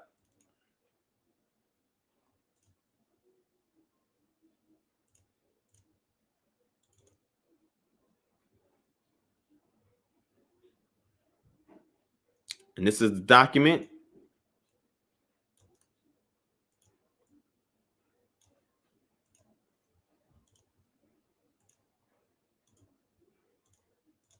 All right, this is it right here. And this is from the so-called 613, which is actually a categorization of the statute, laws, commandments by a particular individual. Okay, make sure you do your research on that. If you don't, I spoke on that on a previous live stream. 248 positive, and then there's the 300, etc. negative, right? Believe in Yahweh as the only source of power. Submit to Yahweh, love him, reverence him, serve him, hold fast to him, take an oath by his name, walk in his ways, sanctify his name. It says read the book of the law, teach the book of the law, etc., etc. Then it gives you the thing for the temple and priest. Guess what? There's no temple, there's no priest, so this cannot be done. However, this first part, all this can be done. All right, this cannot be done. Let's move forward. Sacrifices. Guess what? It says what? Grain and drink offering, and you can still do grain and drink offering. I mentioned to you before how to do that. Additional sacrifice must be offered every Sabbath, right? If we're in the land, we're not in the land. Therefore, the sacrifice to be offered on a Sabbath cannot be done. Okay. It says additional sacrifice we offer on the moon. The Omar offering, the additional offering must be offered in the Feast of Weeks. 2 wave loaves of bread baked with salt must be offered on the Feast of Weeks.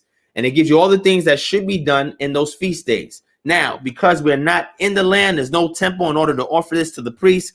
Therefore, those items are exempt and part of the law. So the elements that we do keep when we rehearse these righteous acts or keep the memorial of these feast days here in the land, there's ways that we can perform it in essence of representing what we see here that is laid out in the Torah.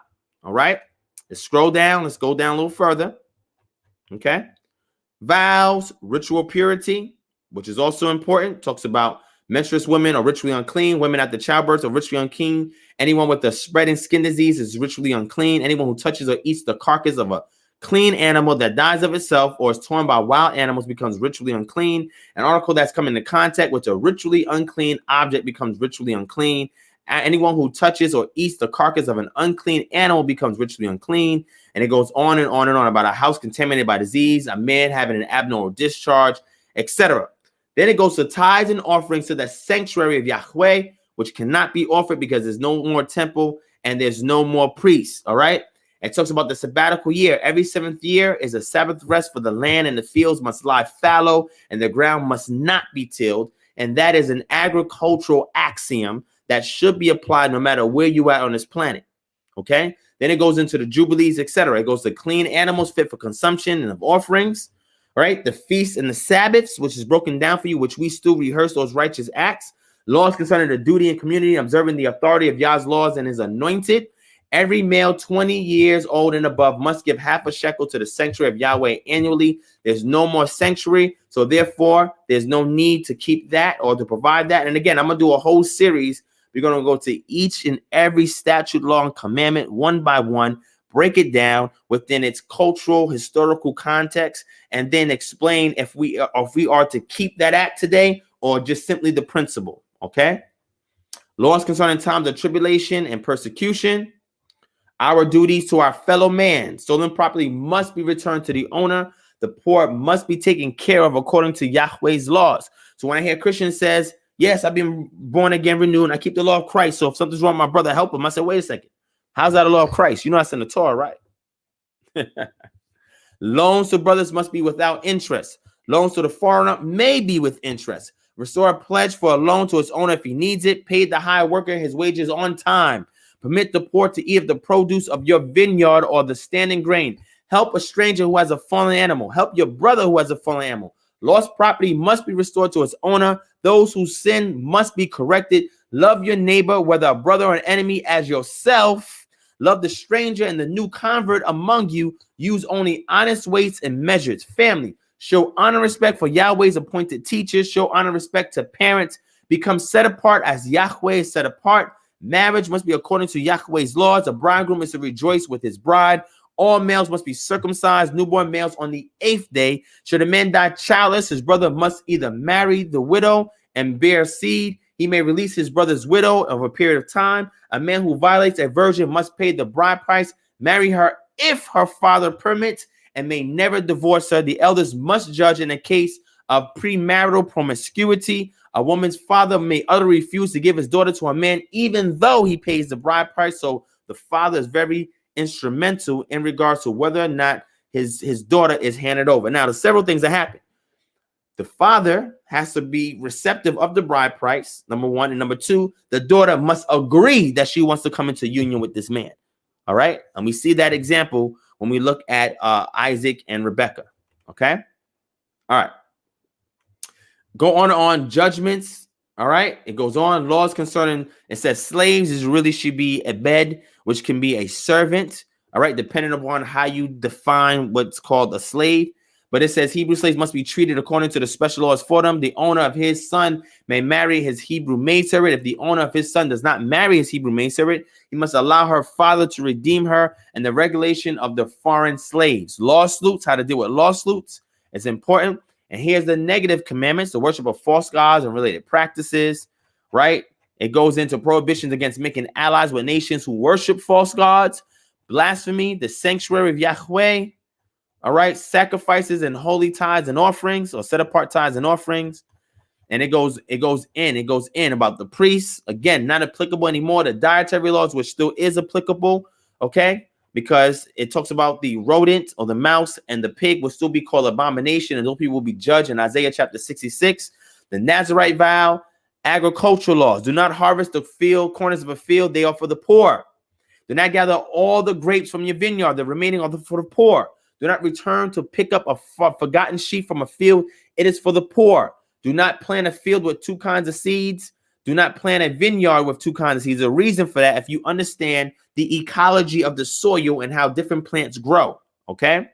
Do not crossbreed different species of animals. Do not work with two different species of animals yoked together. Do not muzzle the ox that treads out the grain. Do not till the earth or sow the fields in the 7th year. Do not gather the grapes of the untended vine in the 7th year. Loans, business, and treatment of slaves or servants. Do not demand interest on a loan to a brother. Do not lend to a brother with interest. Do not borrow from a brother with interest. Do not participate in a loan to a brother with interest. Do not withhold the wages of a hired man beyond the agreed time. Some of these may sound redundant because some of them are. Some of them are they're in a commandment you're told to do. Some of them are a commandment you're told not to do. And this is what breaks down it into various categories, okay? I could be here all day talking about all of them, but I won't do that. However, if you're part of the Patreon, you can get access to this document, or you can just simply email us at kingdomharbinger@gmail.com, and I'll get the document over to you. All right? Okay. That's enough of that. Aki DB, yes, this is on the Patreon. Okay. Eddie Machete says this is Roman Catholicism. I don't know what you mean. What is this document you're reading from? It's a document that breaks down the 613 statute laws and commandments. That's what that is. All right. Okay. So I don't know what you mean by that, Eddie Machete, but at this time, I'm going to open up the floor for the next 24 minutes, and then I'm going to close off approaching our 2-hour mark. And then we are out of here for tonight's Saturday Night Live. All right. Thank you guys for joining with us. Let me go ahead and share this link in the chat.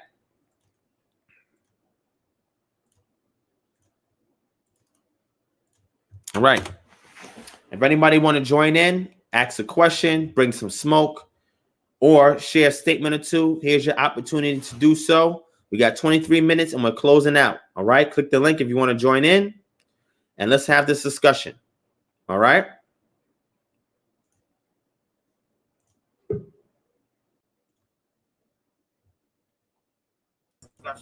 All right. Shalom, King. Make sure you mute or close that tab from the YouTube because it's going to echo a bit. Well, that was quick. Okay, real quick thing. You may have noticed this. When you think about Abraham and Deuteronomy 7 with the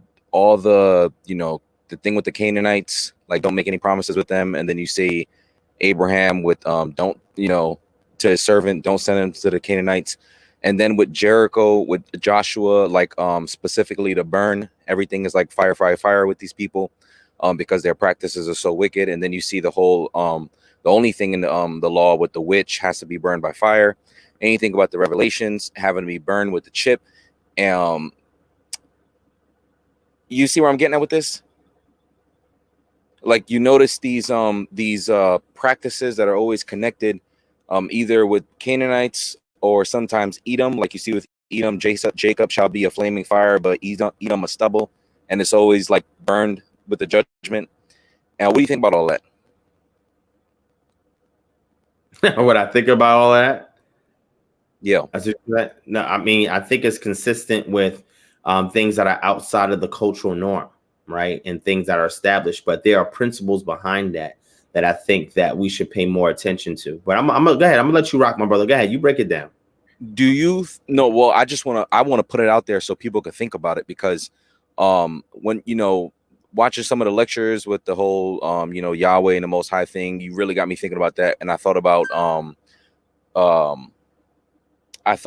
like this whole thing with the gods battling with each other, and like and I always think to myself, it kind of makes more sense, like when you see Edom, Esau, and Jacob, where it says two manner of people. I think we got that messed up, where it's not the physiological differences, it's the fact that Edom would eventually convene with one of the gods, which is completely opposite to the God that Jacob would be with.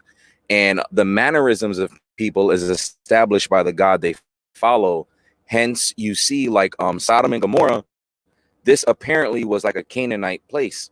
And their practices, the type of practices these people do, almost always ends up to something being burned.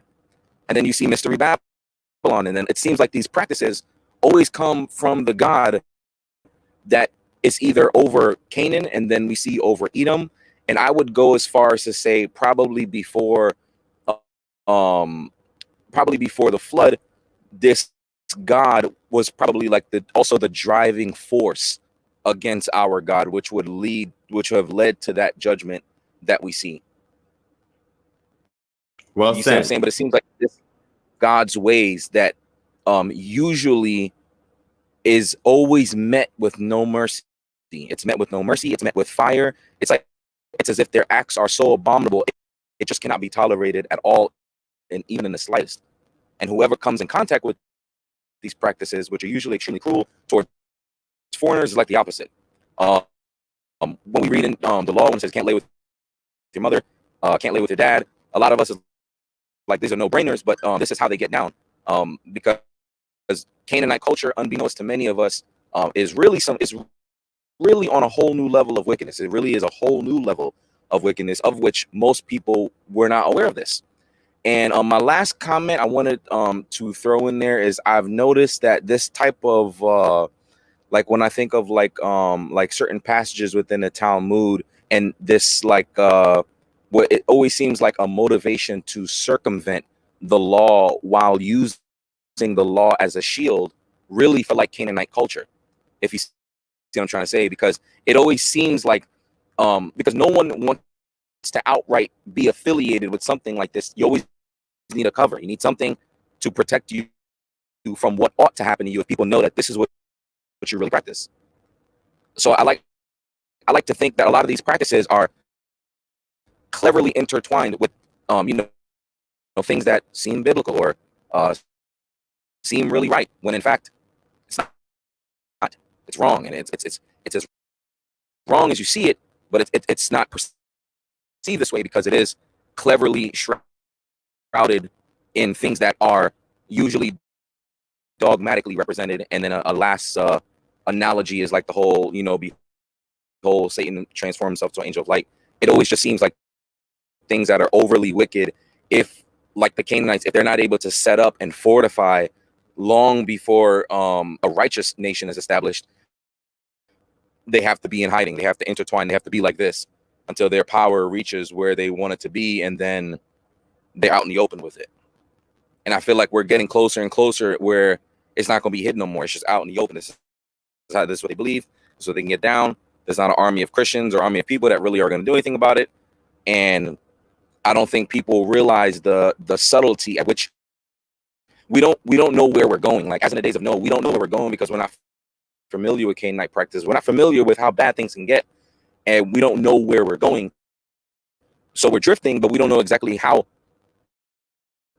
the direction that we're drifting to. And you see what I'm saying? I just wanted to see, what did you think about that as you read? Because you don't see that a lot in the law. There's only one penalty for one type of sin, but a lot of us, we don't know enough about witchcraft to really understand what would cause God's anger to pour out on somebody like that. What is it that they do? And then the taking of the chip, and then the mystery of Babylon, and then Canaan, and then all the nations that God said in Deuteronomy 7 not to deal with, those are all Canaanite nations. So, and then Jericho, you don't see this with any other group of people except Canaan, and then with exception to Edom, which I assume later Edom takes upon the practices of the Canaanites, which will lead to their judgments in the future. So I heard a good amount of it, but some of it was closed out. But I understand what you're saying as far as being able to identify these Canaanite practices, because a lot of them are towards other powers, right? And that is in opposition to the power or the patron deity of the children of Israel. So the thing is that these things become the stumbling block that people can get caught up with if they're not familiar of what those Canaanite practices are and how the heredity of those practices are still alive and kicking today, but just in other forms, right? So I agree, the safeguard or the banding, that the statute, laws, commandments, or what we call Torah gives us, is there to cover and shield and protect us. But one thing that you mentioned in regards to the Talmud, and I'll be a little vague on that, is that there are some things in there, because you got to remember, when the Talmud was closed outside of the Mishnah, a lot of the Gemara was completed in Babylon.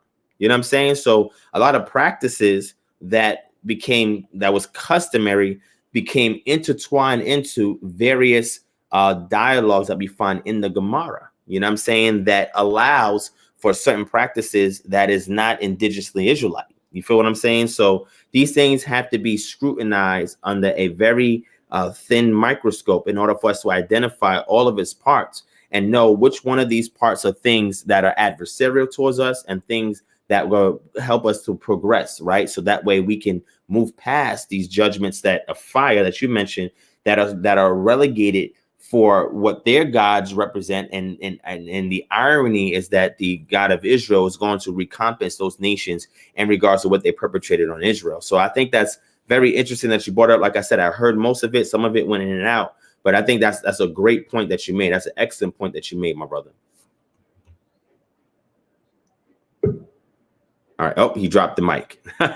So I'm gonna get. So if we have more time, my brother, I'll bring you back. Let me just move on to the next few people that's here. The next person up is Joshua Williams. You can unmute your mic, my brother. All right. Floor is yours. How's everybody doing today? Shalom. Can you hear me all right? Everything clear? Yeah, I can hear you. All right, cool, man. Look, I had just maybe two questions, man. I'm gonna be real brief. First of all, little congratulations on your son, man. That's an incredible honor, man. So I know what that's like. I have two boys. But anyway, just moving on. My question was, I want to say last night or the night before, I saw a video that you did with this guy, and you brought out that a lot of times the Israelites,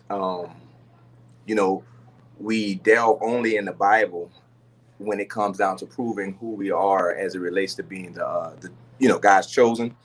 And I totally agree with what you said, man, 100%. That's one of the areas that I'm trying to brush up on as it relates to the outside and the scientific sources as it relates to being able to prove who we are as it relates to us being the Israelites. But I did hear you say that you don't use Deuteronomy 28 anymore. And even myself, that's not the only scripture that I reference. But I did want to know, are you saying that that's not a good source? Because I do understand that we have to understand the cultural context and other factors that go into that, where, when you're debating someone, though, they can make other arguments to say, oh, well, see, this happened here, this happened there.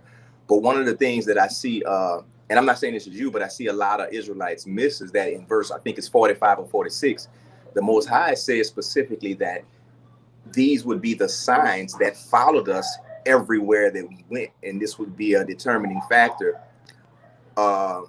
Not a determining factor, but this will be a way that we will be able to know who indeed the children of Israel really are. And with that being said, I feel like that the Bible is an excellent source in, not saying that you're saying it's not, but it's an excellent source in proving it. And another thing that you said is that it has to be we have a lot of circumstantial evidence that we can use. So I wanted to know if me saying that is somebody that's still getting to the level that you're on, or aspiring to get to that level, is there or is the Bible still a great source to use to prove, say if you're just arguing with or not arguing, but just showing it to the average Christian? That's one. And if you have time to get to this, I always wanted to know what your stance was as it relates to what happened in the garden with Adam and Eve. Like, was that a literal serpent, or is it symbolic? I see different breakdowns on it. So if you have time to touch on that, I've been looking for videos that you did on that, but I haven't seen anything. So I hope I made everything pretty concise and clear. So if you can help me out with that, man, I'd appreciate it, big brother. Yeah, no problem, King. So I'll answer both of them. The first one you asked is in regards to utilizing Deuteronomy 28:68. And then you mentioned Deuteronomy 28 in verses 45, 46. If I can, sir, real quick, not just Deuteronomy 68, that means 28:68. That's just one of them. But I'm just saying, just using scripture in general, because I feel like there's several places. Yeah, I was going to get there. Yeah, I got you. So you're saying, but you use that as a springboard, right? And then you said other scriptures as well. So yes, I believe that the scriptures can be used congruently with extra biblical data in order for us to make a case, of course. Right. However, what I'm simply saying is The difficulty with that is that sometimes you may encounter people that may do like what you said and say, well, was it fulfilled here? It was fulfilled there. And sometimes it may not be as effective, right? So therefore, it's good to have other tools in the tool shed to get the job done, right? So this is why I encourage the community to use the evidence we have from the scriptures in congruence with the circumstantial evidence extra biblically in order to validate who we are. And I think you're talking about when I had the discussion with the brother Marcus.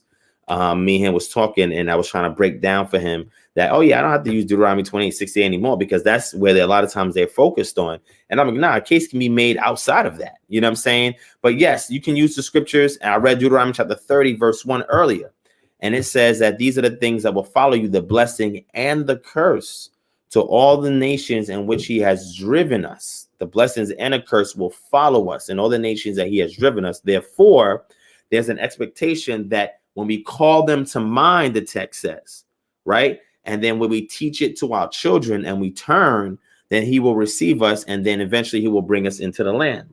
So that right there is still applicable. So the fact that you can still use extra biblical evidence to validate who we are, all that does is that now, once you're able to create that case, now you can point that case towards the scriptures and see who it applies to, right? Because again, if that's my approach, because I've learned using that approach used to work in the beginning, but now we got some urban apologists, Christians that are getting a little, I guess, in their mind, wiser against it. So therefore, I build the case inside and outside, and I hand it together. In his case, I already knew that he was going to dispute and argue with the evidence I would have gave him in the scripture. So therefore, I took him outside of that, and I worked him on that, and he really didn't have much of a response. You know what I'm saying? So it just depends on who you're talking to, who your audience is, and who you need to deliver it to.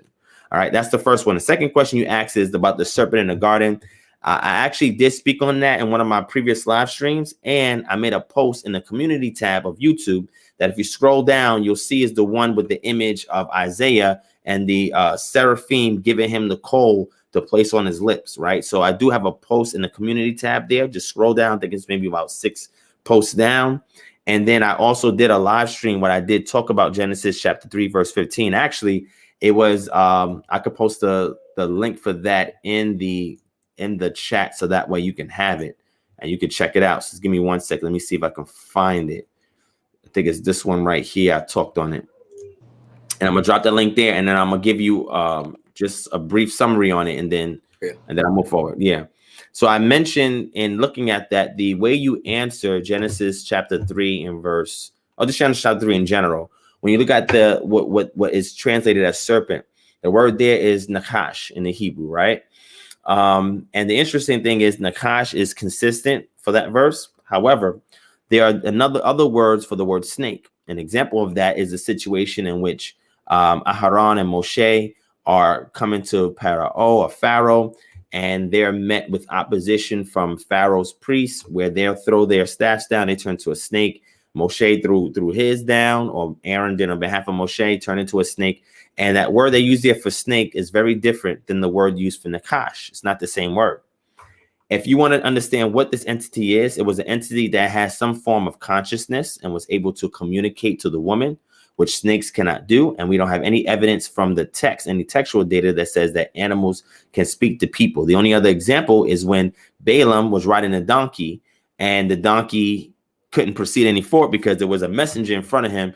And then the messenger allowed the mouth of the donkey to open up, and the donkey communicated to him. That was abnormal, right?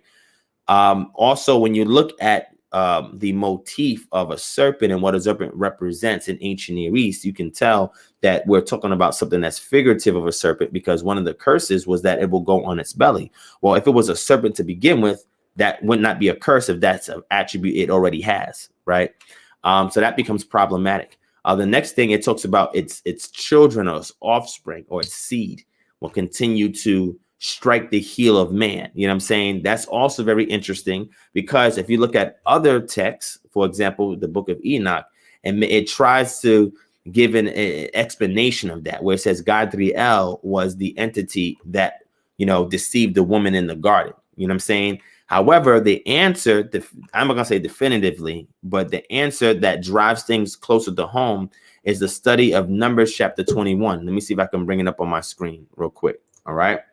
And you'll see where the word nakash and the word saraf is interchangeable. All right. And this is how you know what you're dealing with as far as some kind of supernatural entity or whatever the case may be. Right. So if you go here to Numbers chapter 21, I'll do the NKJV just for fun. And you go to verse 4, it says, then they journeyed from Mount Hor by the way of the Red Sea to go around the land of Edom, and the soul of the people became very discouraged on the way. And the people spoke against God and against Moshe. Why have you brought us up out of Mizraim to die in the wilderness? For there is no food and no water, and our soul loathes this worthless bread. So Yod-Heh-Wav-Heh sent fiery serpents among the people, and they bit the people, and many of the people of Israel died. Therefore, the people came to Moses and said, we have sinned, for we have spoken against Yod-Heh-Wav-Heh and against you. Pray to Yod-Heh-Wav-Heh that he take away the serpents from us. So Moshe prayed for the people. So now the key word here is fiery serpents. Well, if you go into the Hebrew to see how that word is broken down, you have your word right here. Ha-ne-chashim, hash-ra-fim. Right? Seraphim, ha-seraphim, ha-ne-chashim. So the word nekash is here, the root word, nun, het, shin, and this word shin, resh, pe, saraf, and nakash. So this is the full rendering of that entity. However, we have a shortened form of that when we get to when we're in the book of Genesis. However, when we go down even further, it's rendered even more simply. In verse 29, verse 8, it says, then Yod-Heh-Wav-Heh said to Moshe, make a fiery serpent and set it on a pole, and it shall be that everyone who is bitten, when he looks at it, shall live. Right? So that word saraf is here. Right? Lakah saraf. Ve shin. So this word here is saraf. He's telling him, make a saraf and put it on a pole. And then we go here to verse 21 and verse 9, it says, so Moshe made a bronze serpent and put it on a pole. And so it was, if a serpent had bitten anyone, when he looked at the bronze serpent, he lived. If you go into the Hebrew to see what that word is, because remember, the Most High told him to make a saraf, he made a nekashet, which is another play on a word to mean bronze, right? Or adjective to mean bronze. But the word is nekash, nekash. So the Most High told him to make a saraf, and he made a bronze nakash, or nakash nekashet. And nakashet is a word that means bronze, because when we go back to the making of the ark, there's parts of the ark where they of the covenant where they're told to lay down nekashet, or lay down bronze on certain elements of the ark. Let me mute whoever's mic that is. Certain parts of the ark, right, or certain parts of the tabernacle. So this is how we know that a saraf is interchangeable with a nakash. And if we take that same thing back retrospectively to the book of Genesis, now we see a literary device, and whereby a longer form of a word or a title has been shortened for some kind of literary effect, right? So we know that what was talking to the woman was a saraf, some kind of entity that had consciousness, and as a curse to it, it transformed from its original state to an altered state. And that's why we see the curse come upon this entity, this nakash, right? And I believe that nakash, which was a saraf, that its attributes had shifted, where some of its features that allow it to have some kind of supernatural effect or characteristics was altered, where it was now confined to the earthly realm, right? And I believe that it wasn't just that entity, but other entities like it also existed in the earthly realm. Because if you go to Genesis chapter 2, verse 1, it says that, and then the heavens and the earth were finished, and all the hosts therein. Well, that word for host, the root word is sabah, which literally means an army. And the only place where it's translated as host is in Genesis chapter 2, verse 1. However, everywhere else in the text is translated as army. So after the heavens and earth was created, he put armies in them. And what were these armies? Some supernatural entities. And some of them just so happened to be there in the garden. And one cognitively had a conversation with Eve and caused Eve to fall. And when you go into the book of Enoch, that oral tradition tries to explain it as an entity called Gadriel, which is one of the watchers that came together, 200 of them that came together and they intertwine with women and bear forth seed. So therefore, that seed that was brought forth will be the seed to afflict the woman, which goes in conjunction with answering the prophecy of Genesis 3:15 by way of explaining in the book of Enoch that these Nephilim that were created was eating up the men and destroying men and so forth. So judgment was written across the watchers and those Nephilim, so that a tenth of them survived and they became what's called evil spirits today. And now that evil spirit element is what Justin Martyr in about 150 AD utilized, and he added that towards the word daimonion in the Greek, which means an intermediary spirit. And he says that these evil spirits from the Nephilim are the daimonion, and he's the one that inserted that into Judeo-Christianity today. And then over time, you'll see where the snake element comes from that is now translated, because that's based on the doctrine of a lot of the patristic sources of the church fathers that then found its way into the text. All right. Now, when you get to the book of Revelation, the book of Revelation tries to expound on this warring between the serpent and the woman, because over time, the ideology of that transition from the pre-exilic period to the post-exilic period. The pre-exilic period, they believed that a lot of that was fulfilled. However, in the post-exilic period, because they were exiled and there was no Messiah that came to redeem Israel from under their captors, they reverted back to ancient prophecies and found ways to expound on them to show that it is still continuing today. So even though it may have some fulfillment in the past, it is still progressively being fulfilled today, right? So that's my position in regards to this. I've laid some of that out in that post and in that live stream. However, I have a future lecture that I'm doing that's on demonology and angelology, and I'm going to be talking about all of this in more detail with a more formal PowerPoint. So hopefully that begins to answer that question for you, my brother. Thank you, man. I appreciate it. All right, awesome. No problem. No problem. All right. Thank you so much, my brother Joshua. I'm going to drop you off to the back, and I'm going to move on to the next person. Elder Vernon McKee, the floor is yours, Elder. Hey, good evening, my brother. Good evening, King. How you doing, Elder? Hey, oh yeah, hey, congratulations on doing 2 parts, man. Congratulations on the doing this to the family, man.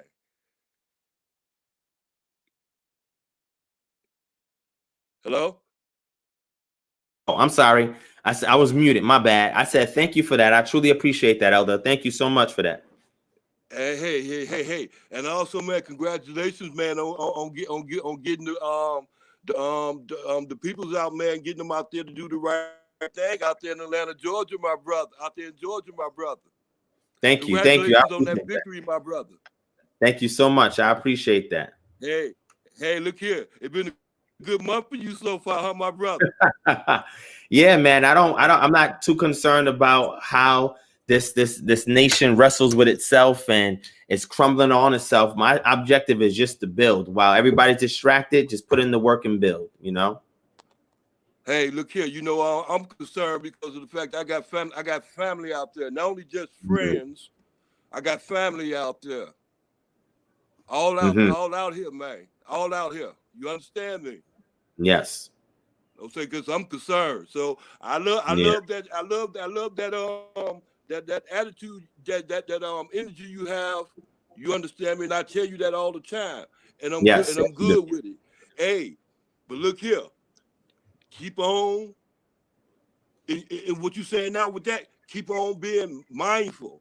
You understand me? And keep looking out. You know what's going on. You see what's going on.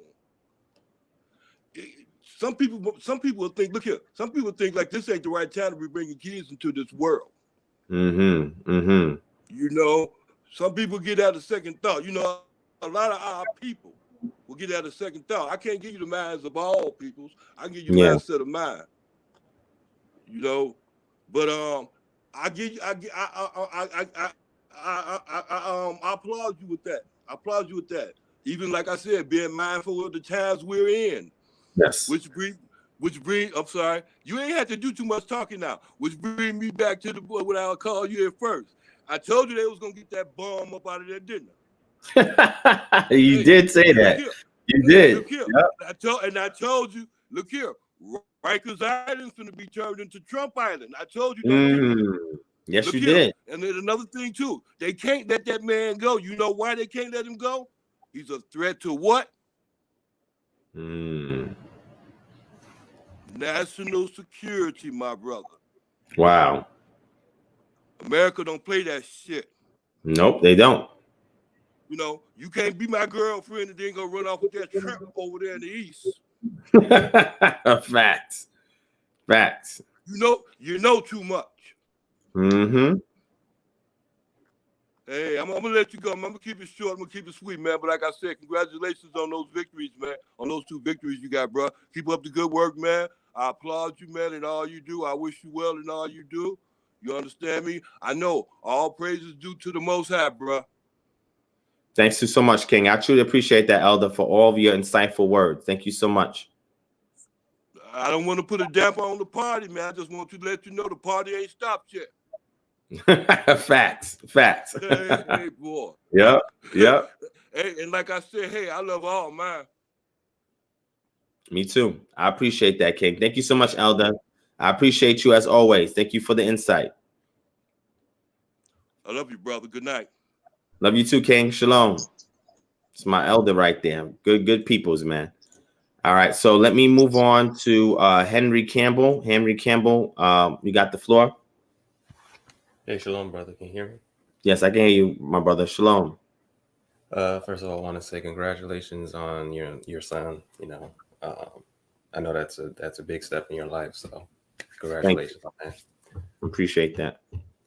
Yeah, so I got 2 questions. The first is on the scripture. It's Jeremiah 13:23. Okay. I just wanted to make sure I got the correct what you would say interpretation of it. Okay. It says, let me get it. Did you want me to share my screen or? Yeah, you can share your screen. Okay.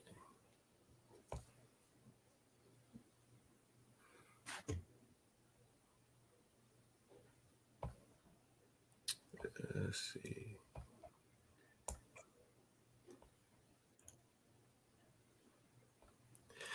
All right. Jeremiah 13:23. It says, can the Ethiopian change his skin or the leopard his spots? Then also you can do good who are accustomed to do evil. So is this saying basically, since the children of Israel did so much evil that they can't change what they were doing that they can't change to do good, like an Ethiopian can't change his skin or leopard spots? Yeah, that's used figuratively to get Israel to identify its state, right? Because at that point in the book of Yirmiyahu, they were in a depraved state because they were imitating the customs of the nations around them. And in doing so, they were violating the covenant, right? So that is figurative language that he was using in regards to them. They're saying that those who are constantly doing evil. Now, the reason for that is because there were going to be people amongst Israel that would consistently do evil. However, there was always a remnant that was always spoken to. We see that in the book of Jeremiah as well as in the book of Ezekiel, right? Because Ezekiel himself, when the first siege had happened and the impending second siege was coming in 587 BCE, he was told to lay on his side, right? So that way he can atone for Judah, lay on his other side, atone for Israel. Then he was told to shave his beard and cut it. One part gets cut, the other part gets burnt, but one portion of it will be tucked in his belt. And that will be the remnant that will be spared because they're the ones who are exempt from this particular idiom that was being expressed here.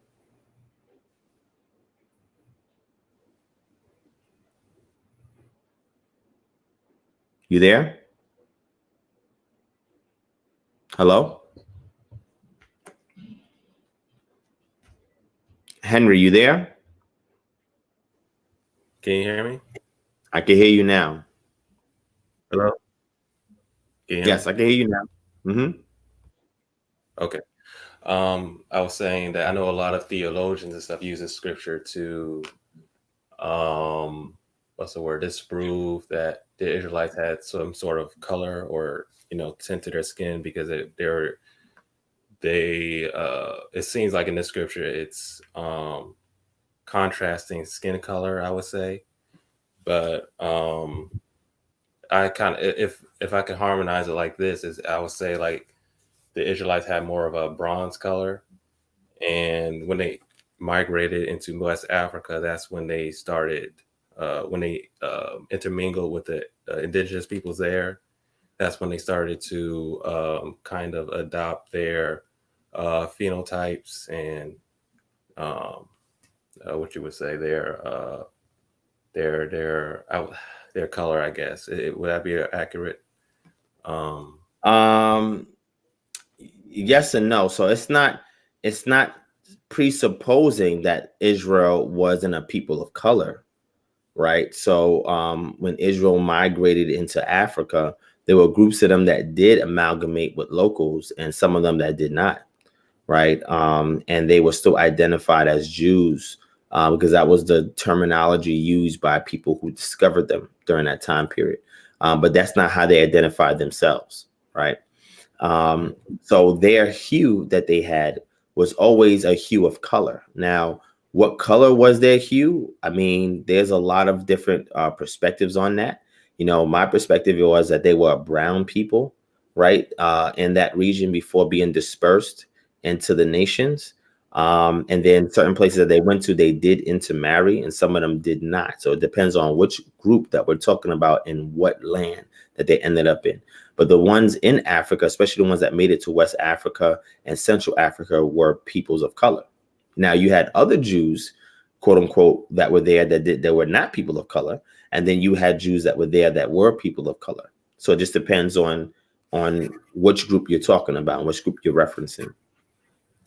Gotcha. And my last question is, how can I say this? So growing up, you know that they would, at least in schools, they would downplay the accomplishments and the some of the great attributes of West Africa. So I was wondering what is some good resources for me to read up on, because, you know, for example, they might say that West Africa didn't have, you know, a written language, but there was, at least in Nigeria, something called Nsibidi, I believe it's pronounced, and it was a form of writing. Yeah. So, yeah. And I believe it was used by the Igbo people, interestingly enough. But what are some resources to that explain some of the cultures and some of the great accomplishments of West Africa, I would say? Are you talking about West Africans indigenous to West Africa or Israelites migrating there? Both. Okay, well, I have tons of books on West Africa. So, I mean, if you want to know about the various kingdoms in West Africa, I can send you plenty of resources on that. But as far as Israelites, now my position is I don't have the position that Israelites had kingdoms in West Africa. I'm not saying either. I'm very aware of the Hamitic hypothesis and the Oriental hypothesis. So, yeah, I'm not saying anything like that. I'm just saying, because you know how they for people who aren't aware, the Hamitic hypothesis is basically saying that all the great accomplishments that West Africa might have had is because of, I hate to use this term, but Caucasians and by way of Ham. Ham represented part of the Caucasian race. Right. And we've taught that on this channel, so the audience is very familiar with that. Oh, okay. Yeah, but, just like Oriental hypothesis, we taught that, and that's why I've said emphatically in previous live streams that, you know, my position that I purport does not fulfill any of those hypotheses, right? It's outside of that. So that's why, you know, when you ask me that, I'm just trying to figure out what resources you're looking for so I can give you what you're asking for. So if you want to learn more about NCB, that writing, and the people who are responsible for that writing, and being able to trace that writing in different areas in which they've migrated or even brought here to Americas, I have resources on that. If you want to know about the various kingdoms in West and Central Africa that have risen up during the time of colonialism and imperialism from Europe, I can give you sources on that. If you want to know about the culture and spiritual systems of those various groups, because there was hundreds of groups in this region, before the 1884 conference in which Africa was split up. I can give you resources on that if that's what you're interested in. Right now, are you asking for that? Or are you also asking for references for Israelites in West and Central Africa? You say you're looking for both? Is that what you're asking for? Yeah, for both. Okay. But yeah, that's and a quick. I keep another question that's come out in my mind. I was also researching Eldad Khadani, and I was wondering. I know Ethiopia. The term Ethiopia, at least back then, it was more broad, I would say. Correct.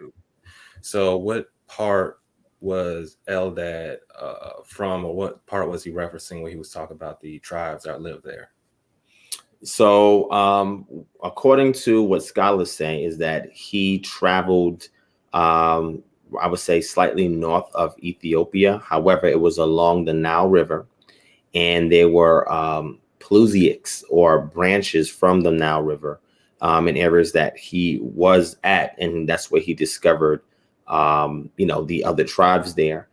So there's no specific place that we have tied to where he was at, but we do know it was along the Nile based on some of the account that he says, which can be identified there south of the Nile, right? So we know that he was along the Nile when he saw them. Now, the interesting thing is what you want to track is you want to track the letter of Vilna Gaon, right? And Vilna Gaon, his students had wrote a letter to these tribes in the region in which Eldad Khadani has visited.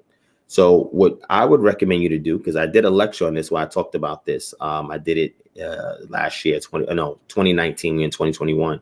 But you can go and you can look up the letter of Vilna Gaon's and his students that wrote a letter to these lost tribes there in the region of what we say Ethiopia or North of Ethiopia, where they were requesting assistance from them. And that letter was delivered to that region, right? So go back and look up that letter, and it'll probably give you more geographical attenuation of where that particular location is. Gotcha. Okay. All right. Do you watch this channel a lot? Are you familiar with this channel? Yeah, I'm Henry. I don't know if you remember me, but I went to your lecture. What was it? El Shaddai, El Elyon. So you came to HGA? Yeah. Okay, I think I remember who you are. Okay, cool.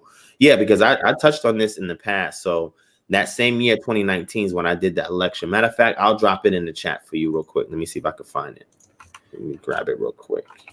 And while you're finding it, I've been reading some of Eldad's works as far as sacrificing the chickens and how that relates to the Igbo way. You know, I've spoken about all of this. That's why I think I'm watching my stuff. Yeah, I watched a lot of your stuff. I was I'm gonna drop the link in the chat for you too. All right, go ahead. I'm sorry, go ahead. No problem. I was just wondering if there are more resources that talk about the Igbo way. It's hard for me to find a lot of resources that talk about the Igbo sacrifices or how that relates to Eldad's way. So I was wondering if you're not gonna find no resources on that. No, I'm talking about. Yeah, there's no resources that exist on it that I know of, right? You have to do what's called a comparative cultural analysis, right? So if you see a practice in one culture and parse out all the steps on how that's done, and you're looking at a comparative culture that you want to kind of do an analysis on, then you do the same thing with that one, and then you put them side by side to see the frequency of affinity, right? And if it's a high frequency of affinity over 50%, then more than likely there's some kind of correlation. Now, what that correlation is or how it came to be that way, that requires further investigation, right? So that's what I was on the cusp of doing, because I did discover that. And I wanted to find, more resources that kind of speak on that. And the reason why you don't see a lot of detail in regards to sacrifices in regards to Igbo culture is because Odinani is a very secretive practice, right? It's not really open, right, for the world to see. So a lot of things are done secondhand from people that either have family members that's a part of it or people that may have left it. But for the most part, you take an oath when you get involved in that spiritual system, and you don't really bring a lot of that stuff out to the public. So it's not like Ifa. Ifa is heavily exploited from the Yoruba culture, but Odinani is not, right? So there are sources on sacrifice fowls, right, that are there in Igbo land. However, it is not plentiful, right? So if you're looking for sources on that, I can send you what I have, and you can kind of see the study that I've done on it, but there's no papers written on it yet. You know, that's something that I look forward to doing this year, is putting out some more academic papers so people can read up more details on this stuff. And some of that, a portion of that, is actually in the draft paper that I have for the ISSAJ conference, where I can present some of that information to them. Gotcha. Same thing with like morphological and syntactical cults, you know what I'm saying, whereby you see different word forms that are used in one language that move over to another language based on close affinity and correlation between the two cultures, or amalgamation of some form. And you find some of those in Igbo culture of Hebrew, right? Matter of fact, Remy Alona, he identified one in regards to a particular saying in the book of Ruth, in regards to the sandal being handed off and the kinsman redeemer custom. And you'll see that those phrases are in Igbo, but it's not a transliteration, because a koke is not a transliteration. A koke pretty much is a form, a way of saying something. So if I said to you, quid pro quo, that means what? If I said to you, quid pro quo, what does that mean? Honestly, I've never heard that before. That's a Latin phrase meaning favor for favor, right? Oh, gotcha. So if I say to you, matter of fact, let me bring it up on the screen so I can fact check myself, right? So you can see what I'm saying, all right? So let me bring it up on the screen so you can see it. And I'm gonna show you the example of that. And actually, it's in the Hebrew Republic's book by Remy Alona. And if you're looking for Igbo culture compared to Israelite culture, you have to get all of Remy Alona's works, right? So let me show it to you on the screen real quick so you can see it. So quid pro quo, you do a quick Google search for it: a favor or advantage granted or expected in return for something, right? Quid pro quo. So quid pro quo, you're not gonna see that word in English because it's not an English word. However, favor for favor, the idea has been transmitted into English from the quid pro quo from another culture and its language. So you see several of these show up in Igbo language, but the only way to really identify what these things mean as far as an origin for these terms, if you go back into the Hebrew form, you see it lines up. And this is what kokes are. So let me show you what a koke is so you see what I'm talking about, right? Oh, I said that's not how you spell it. There we go. All right. It says a loan translation. Linguistics, a koke or loan translation is a word or phrase borrowed from another language by literal word for word or root for root translation, right? And there's different forms of it, right? If you click lists of kokes, it'll break down various ones for you, right? And it'll show you how these different kokes are seen. So, for example, in running dog kokes in Chinese or pinyin is zogo, right? And if somebody heard that phrase, they wouldn't know the origin of it. However, if you go into another language and get the source from the other language of that root for root translation, then you'll see that there was some kind of communication or some kind of acculturation or some kind of correlation between these two cultures where it transferred from one culture into another culture, right? So there's tons of these different types of cults, and there's different kinds of them. There's morphological ones, there's syntactical ones. The ones that I refer to are the linguistic cults, because there hasn't been a thorough study of this. However, these things have shown up in papers to show affinity between Israelite and Igbo culture, but there hasn't been one that has really been definitive to really hammer them down. And that's why I said Remy Alona, he started this project with actually a Jewish rabbi where they were showing these things. However, they didn't identify them as cults. I identified them as cults, and I mentioned that to Remy and told him in future works he needs to use that particular terminology because it best explains what's going on, like how that happened and what's going on. You know what I'm saying?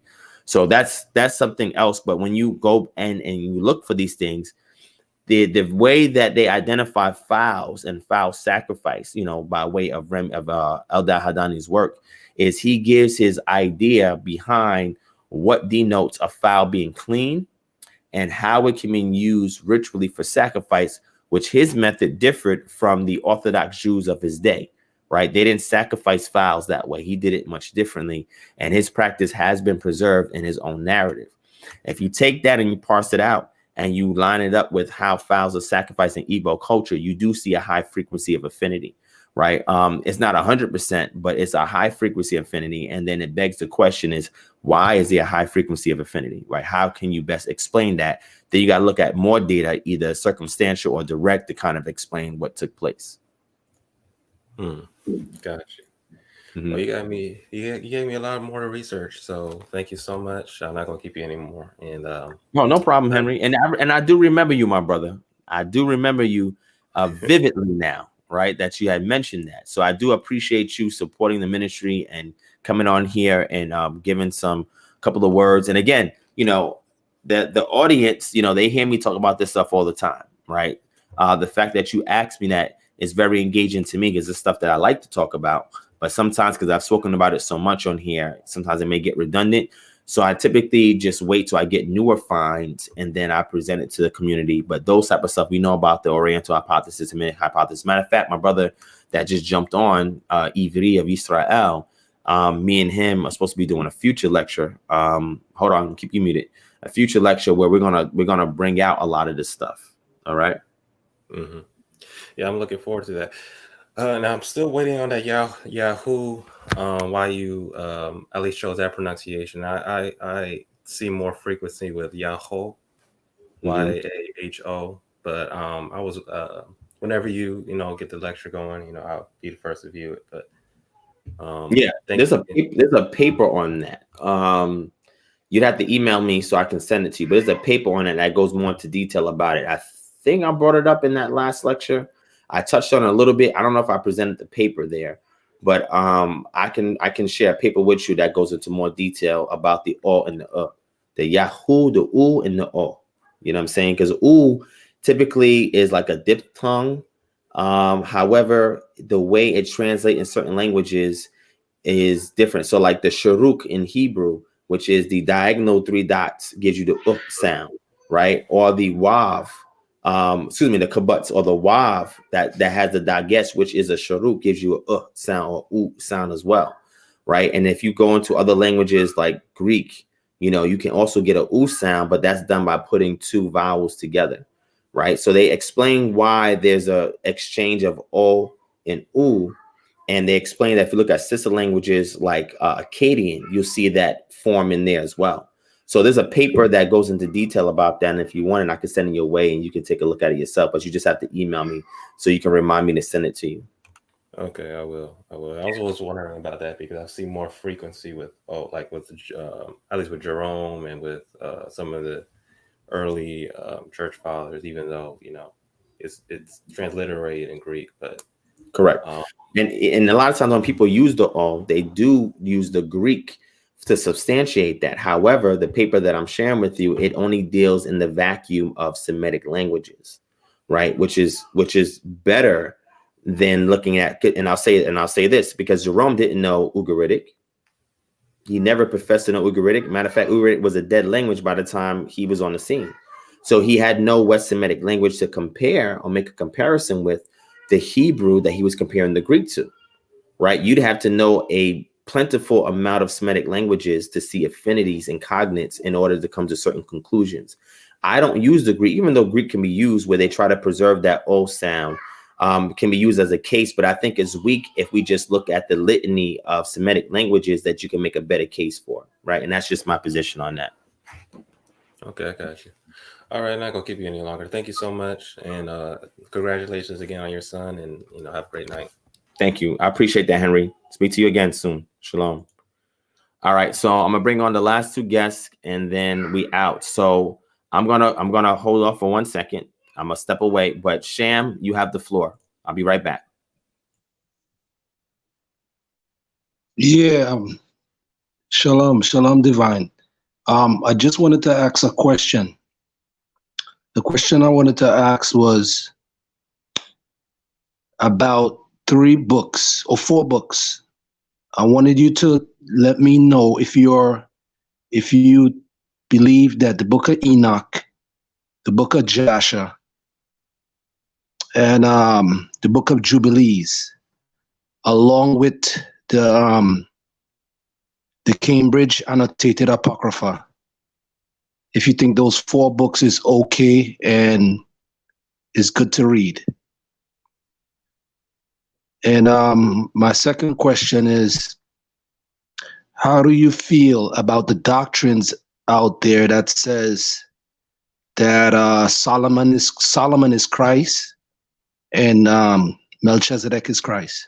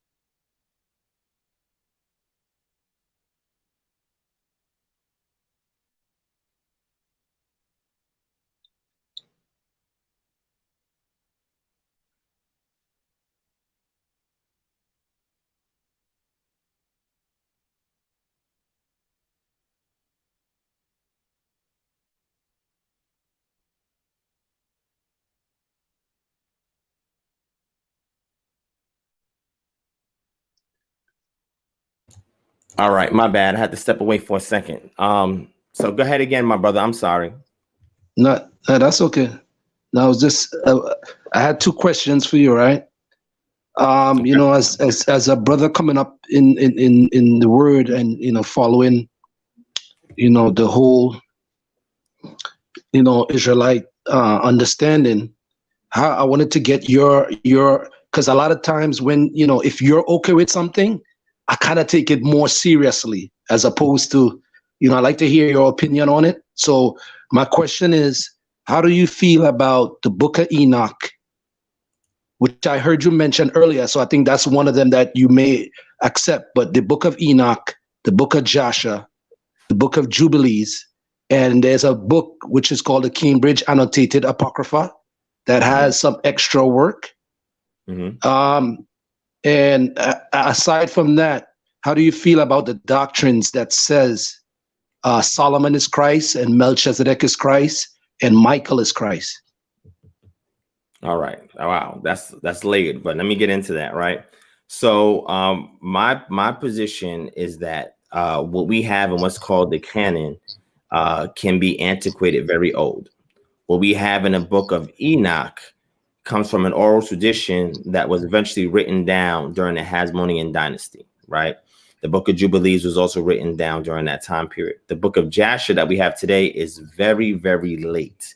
And we're talking about medieval period late, right? So we don't have an original Joshua, or we don't have a Joshua form today that can be antiquated as old as what we call the Tanakh, or what's called the Hebrew Bible, right? So I don't regard the book of Joshua. If people want to use it, they can. But all I'm saying is that, I mean, if you look at it from its style, everything in it is consistent with the train of thought that existed during the medieval period, during the Jewish sages at that time. It's just a compilation of a lot of that, right? So that's why I don't really hold to the book of Joshua. However, I do believe that there is value in the book of Enoch and Jubilees. I don't see it as canon, but I do see it as complementary to the canon of the Tanakh, right? And there's parts of it that can be antiquated, right? One of the ones that I bring out as a great example is looking at the calendrical system in the book of Enoch. And there's two renderings in there for the phase of the moon. There's one where there's a gibbous, and from your gibbous, you go to your full moon. There's one from your sliver going into your dark moon, right? And the way that the moon is rendered as either getting bright or getting dark, both renderings exist there in the book of Enoch. Now, through, I would say, criticism of the text, and you parse this thing out, you can see that the one that is rendering the moon going from light to dark is the older rendering. And we know that because of the language in which it's found in the book of Enoch. However, the one that talks about the dark moon getting bright, we see that as in more contemporary language during that period of time, which means it was something that came much later on, right? However, the scribes were very taboo against getting rid of old customs within their text. So when they did their redactions or their interpolations or their additions, they typically didn't touch anything that was antiquated. They would leave it there and they would just write around it, right? Or add to it.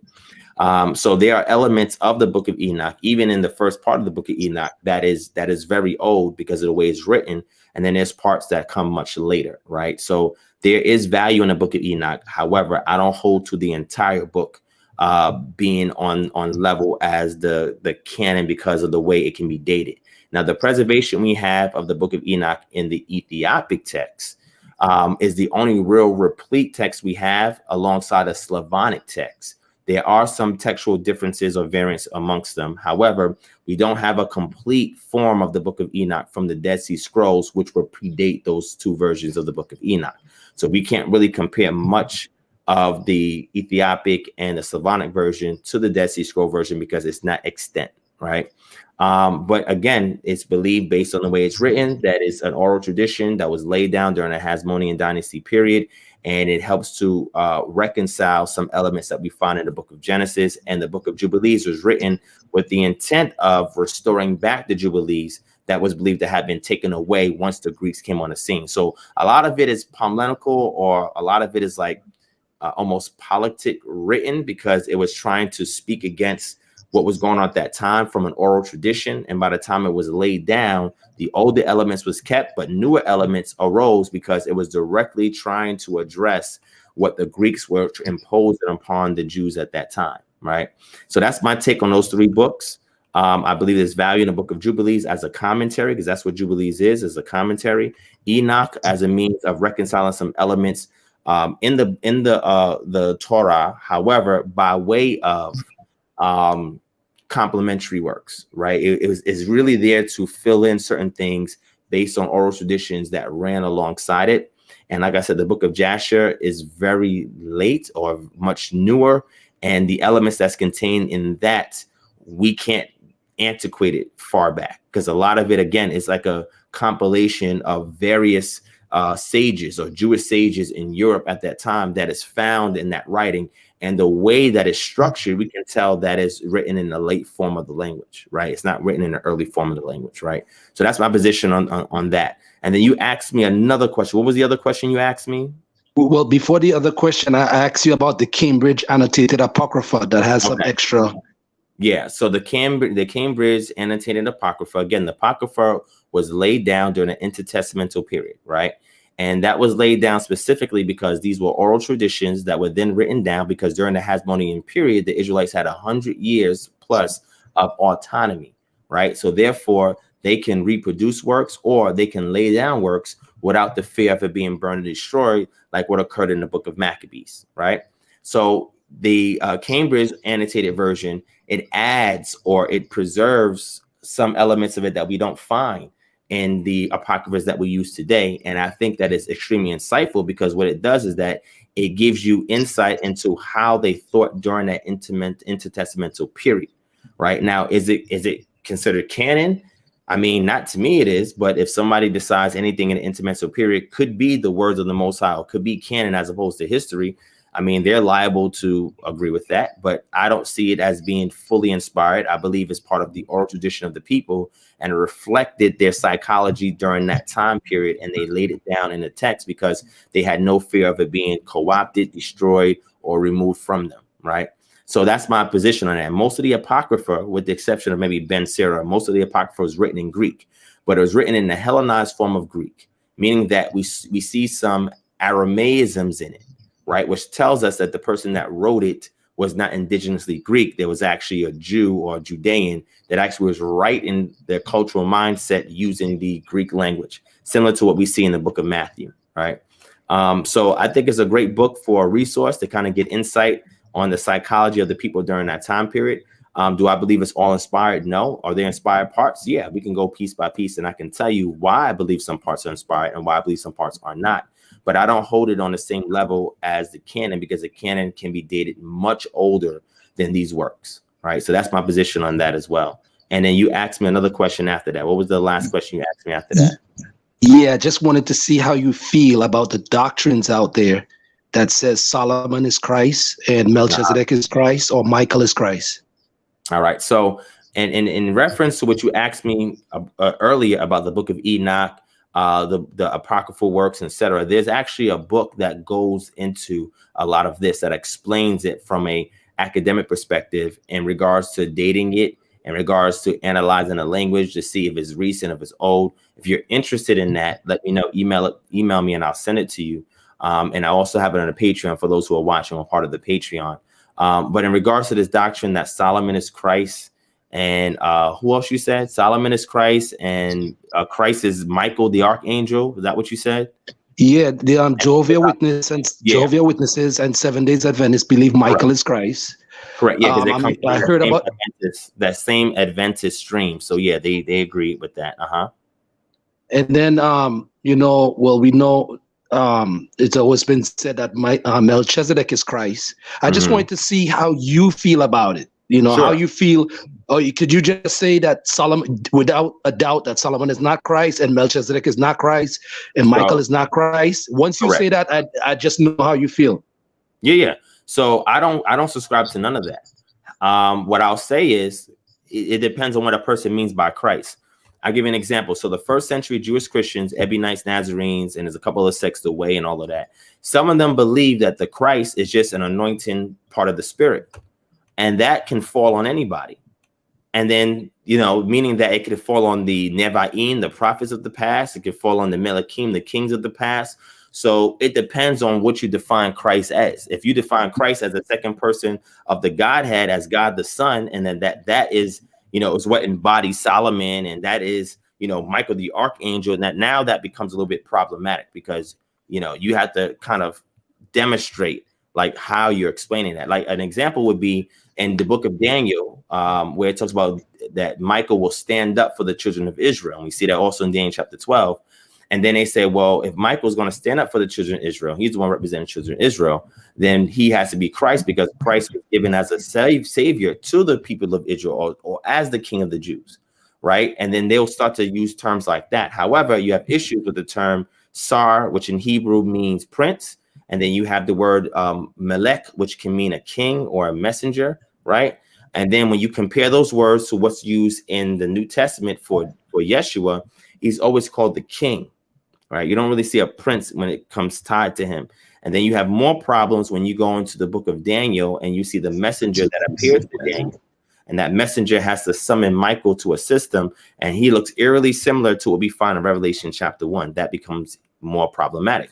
Solomon, on the other hand, if you say Solomon is Christ or something along those lines, it becomes even more problematic because people try to use something that Yeshua is saying, that one greater than Solomon is here, and try to use that as a means of, okay, well, you know, the Christ element pre-existed that body, and it actually, you know, embodied Solomon, or Solomon's essence that finds its way in Jesus. It becomes extremely problematic because that train of thought is not naturally Hebraic, right? It's something that develops during the Hellenistic period, because that's what they believed when they were Hellenized. And you see a lot of this in the works of Philo, right? And Philo was a Hellenistic Jew in Alexandria. So when you read a lot of these other contemporary works, you can see where a lot of these ideas are coming from, right? So that's my position on that. I don't subscribe to that at all, right? However, if anybody does, I'd love to open up dialogue and we can have a discussion, but it simply is, how do you define the term Christ? No, the reason why I asked is other Israelite groups that teach that Solomon is Yeshua, or you know, Yahushai. So, you know, I have respect for all the groups. I'm not here to discriminate, but I just want to see how all of us could harmonize with the truth, to see, well, if you know, if everybody agree, or just see who don't agree. So me being a sponge, could try to suck in the best I can from all of it. Yeah, and I respect that, and that's how you learn, right? That's how you can avoid joining a cult, is when you're allowed to learn and study outside of the group that you're a part of or the group that you're learning from.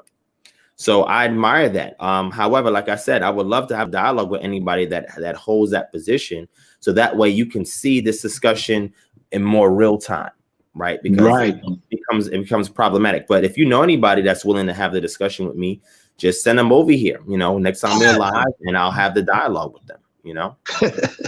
I hope that they might see this video, so That's they fine. might give you a call. I'm okay with that. And like I said, I open up this panel to anybody, you know, all types of people has been on here. You know what I'm saying? So if they want to come on here, they're welcome to. We're live typically every Friday night, 11 p.m. Eastern Standard Time. Where are you located at? New York. Are you in New York? What part? Brooklyn. Brooklyn. Okay. So I'll be in New York. I don't know if you heard me mention earlier in March. So I hope you come out to our chapter launch event so I can meet you, my brother. When is the date? I'll be out there the 24th, the 25th, the 26th, the 27th. Great. I'll come and check it out. Yes. Yeah, because that Saturday, the 27th, is when we're gonna have the chapter launch for KHM New York. All right, great. Would I be able to buy some of the chains and stuff you have? Yeah, if you want the them, I can bring KHM. them with me. Well, yeah, okay, yeah. I don't know if I don't know. We don't sell the KHM chain. Unless you're a member. If you're a member, we could do that because the guy that designs it, he doesn't sell it to nobody because he knows it's just for us. You know what I'm saying? Right. However, if you want something similar, we can get you something similar. I have tons of necklaces and stuff that I can get my connect to make for you if you're interested. Just let me know. We can customize one for you, or you can get one of our t-shirts or another one of our accessories if you want. I have no problem with that. Yeah, I need some of everything, like fringes. Yep, we got that too. Necklaces. Let me show you this. I didn't really show this one yet because this is the new drip. That's what they say, right? The new drip is these fringes right here. Right. They got my name in them. See that? Right. Yeah. We could put any name in them. Okay. So if you want fringes like this, or if you want the fringes like we have, the red, black, and green fringes, or one of the necklace pieces that you see me wear, when you're out there, just let me know, and we can place the order on a spot and make sure it gets shipped out to you. Okay. Great, man. I appreciate it, man. Peace and love, man. Thank you for that. Yes, I'll be there. All right. Awesome. Look forward to seeing you soon. Okay. Yeah. All right.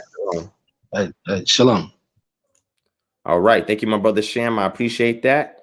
All right. So I have two more people. I see my brother Jordan's Cadet is there, but my brother, I may not be able to get to you because there's two more people. One person is already here. The other person has been waiting before you. And we almost had 3 hours. So the Ivri of Israel, you can unmute your mic, my brother, and you can speak shalom. for a little bit. Yeah, shalom. What's going on, man? Not much. Just getting ready to go back to class, you know, as this holiday ends. Yeah, man. That's going to be tough. Yeah. Oh, by the way, congratulations on your baby son. Oh, thank you. I appreciate that, King. Actually, if you want, I could talk to you afterwards, if you have a few minutes after the show, and you can let the others who are here speak. If you have enough time. Yeah, I mean, if not, then I should be free tomorrow night. Okay, that can work as well. Okay. All right, I appreciate that, man. Thank you, because you give a chance for Torio to speak. So let me bring him on real quick, okay? All right. I appreciate that. All right, Torio, you have the floor, my brother. Shalom, shalom. Shalom, shalom. Congrats, bro. Congrats to your son, bro. Thanks, King. I appreciate that. Thank you so much. My question is, do you subscribe to the contemporary view of Nimrod? Like all paganism comes from Nimrod, Semiramis, and Tammuz? Because I'm confused about if it starts with Nimrod and Tammuz or the divine council.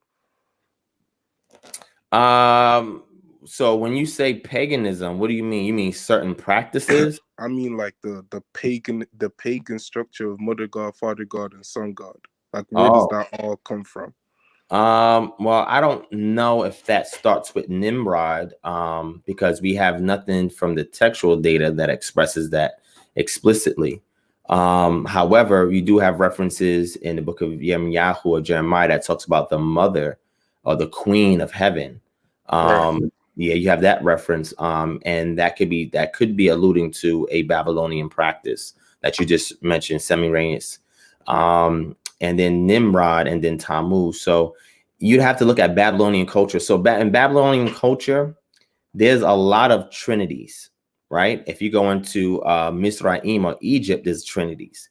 If you go into Assyrian culture, there's trinities. If you go to Sumerian culture, there's a trinity. If you go into Akkadian culture, there's a trinity, right? Because the family unit was believed to be divine, right? So you'll see myths that tie into that, right? That develops with these different scattered peoples over time, right? So I can't say explicitly that it started with Nimrod because the text doesn't say that. But if we want to look into sister cultures, I mean, there's tons of sister cultures that talk about this.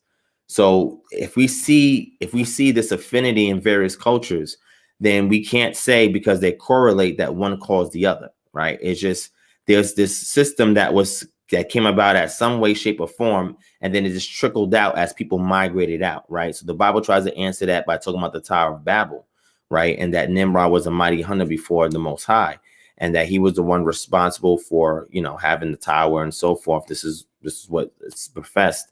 And that idea of the Father, Son, and Father, Mother, and Son, that Trinity, could have more than likely came from Nimrod. However, there are myths that predate that Nimrod myths that also have Trinities in them as well. And one of the earliest ones is what we find in Egypt.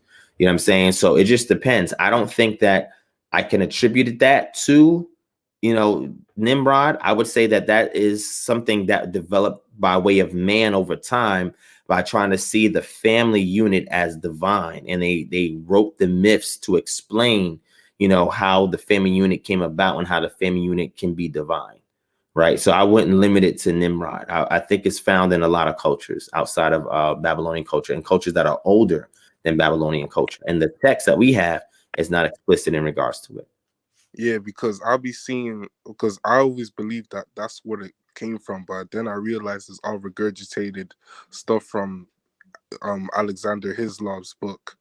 I don't know if you're familiar with that book, but yes. Yeah, so after all that and that book being debunked, I was like, then where did all of this come from? Did it come from the Divine Council? Like which one? Like, you know what I'm saying? But so that's interesting. Let me touch on that. Continue. And I'll let you Continue. get your second question. Continue. Okay, let me make it quick. So when you talk about the Divine Council, I think that's really interesting because henotheism is prominent in most cultures, right? There's not a lot of pure, there's really no monotheistic culture that doesn't really exist until you get to Islam. Or Christianity, supposedly, but not even Christianity, Islam. And then you have cultures that are polytheistic, but they're not pure polytheistic. Most cultures are henotheistic, right? And then you have different types of henotheism. You have henotheism where whoever the chief deity is, you can overthrow him and put somebody on there. And then you have, henotheism where you can't overthrow whoever that supreme deity is, right? Israel is one of those cultures. And in if you go into Ugaritic text, it talks about the Most High El and his Asherah and his 70 sons, right? Right. Where Yahu, which could also be translated as Yahu, was one of the sons of El, right? So that would be a form of a trinity, or Baal was considered the son of El. You know what I'm saying? So that could be considered a trinity, right? Now the question would be, well, did cultures worship all three as a trinity? No, they didn't, right? You typically would see cultures like, for example, Canaanite cultures will worship their chief deity and his consort, right? You don't really see like a child element. You'll see that in Egypt. You'll have that child element in Egypt. And then you see it develop later on in Babylonian culture from other Akkadian cultures and Sumerian cultures. But the Trinity worship was just a way of deifying the family unit. And we really can't trace the origin of that. So that's just my take on it. I can't tell you definitively where it originates from. But all I'm saying is that if whatever we do outside the text is going to be speculation, right? Because the text is not explicit about it. Right. Yeah, because I've been looking into books like Michael Heiser, for example, scholars like Michael Heiser and his books about the Divine Council. My last question is, the Canaanite statue of El, is that actually El, or is that just a random statue and then the scholars just identify it as El? Or now which one are you talking about? Because I know about several of them. You talking about the one where he's seated with his hand up? Yeah, the golden guy. Okay. I think, let me see if this is the one you're talking about. Let me find it real quick. So I think you're talking about the one where he's seated.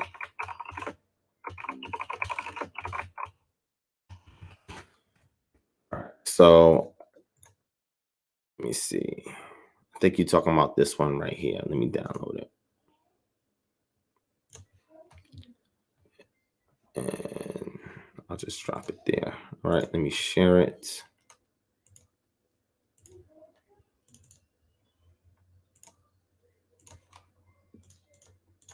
All right, you talking about this one right here?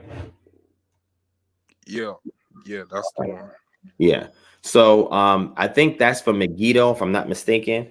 And it's during the late Bronze Age or Middle Bronze Age, if I'm not mistaken. And that is their depiction of El, right? Is that really El?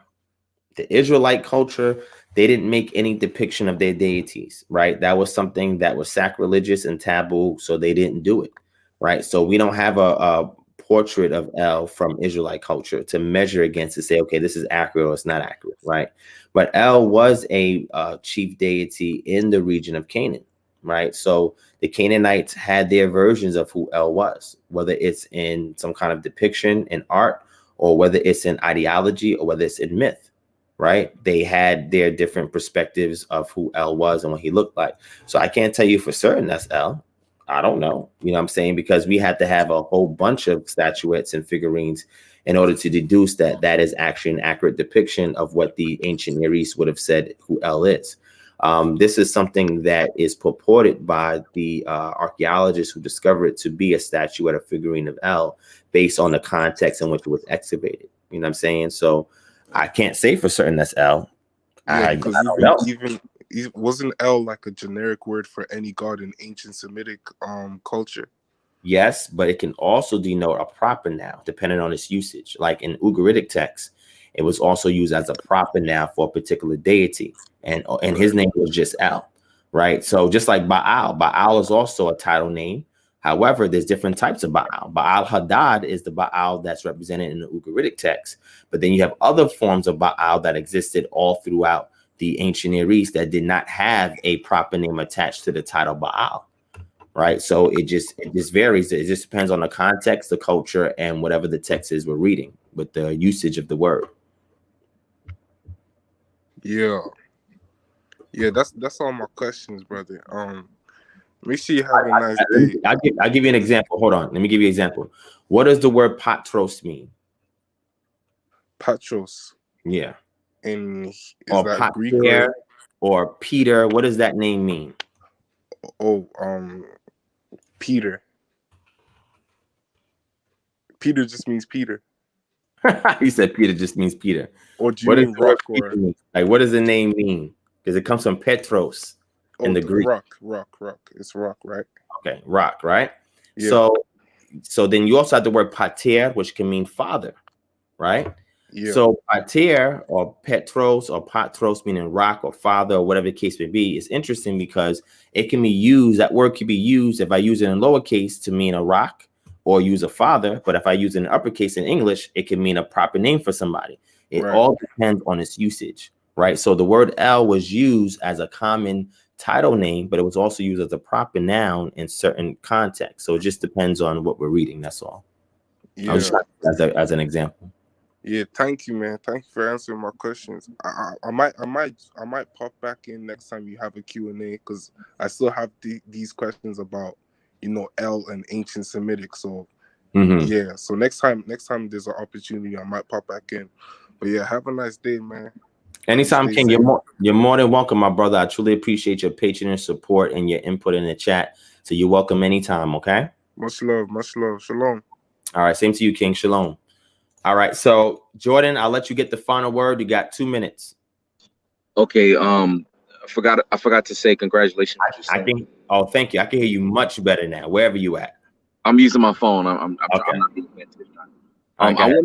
I wanted to drop this oral history / speculation on you with Noah, his wife, Ham, Canaan in this context scene, where apparently he made this kind of wine that he learned before the flood that had to escape from his pores, which is why he would have to lay naked.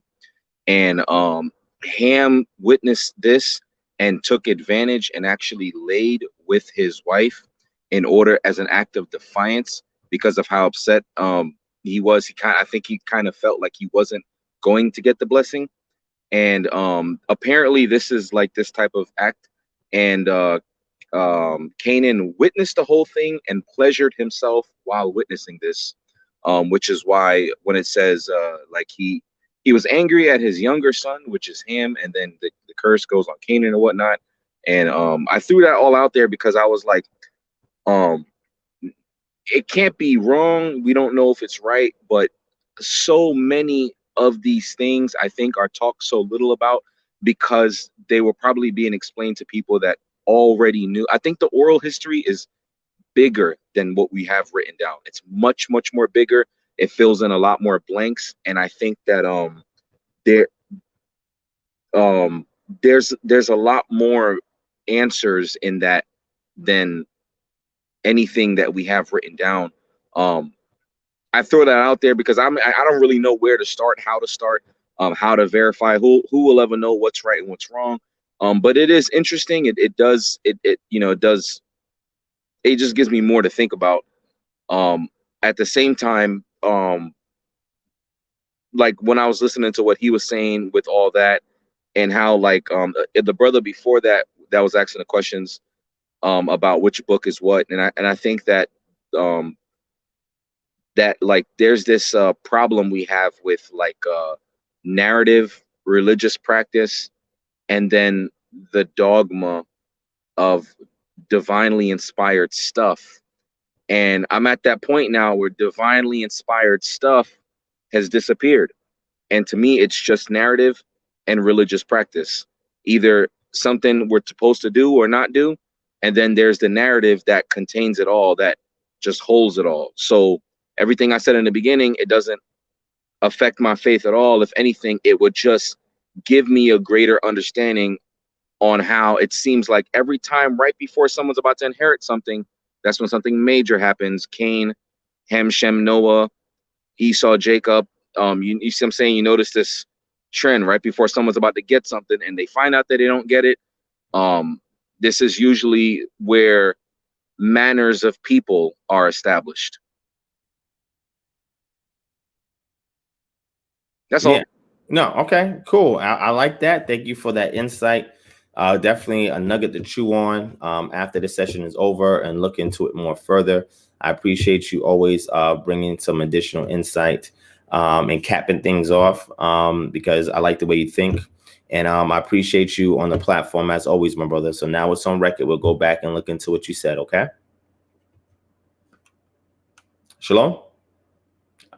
Oh, you muted. I can't hear you. Oh, I said shalom. Okay, shalom, King. Shalom. All right. All right, so thank you, family. I'm gonna go ahead and I'm gonna drop off. I thank y'all for watching. Hopefully you enjoyed the show. Thank you everybody who sign up, new people sign up for membership. My new patrons, welcome. Everybody who donated in the chat, thank you. Everybody that hit the share button, we appreciate that. Everybody that hit the thumbs up, thank you so much. And if you haven't already, make sure you hit it on your way out. All right. Thank you guys for staying up with me at almost 3 a.m. Eastern Standard Time, like always, and rocking it out. I pray that everybody has a joyful rest of your Sunday.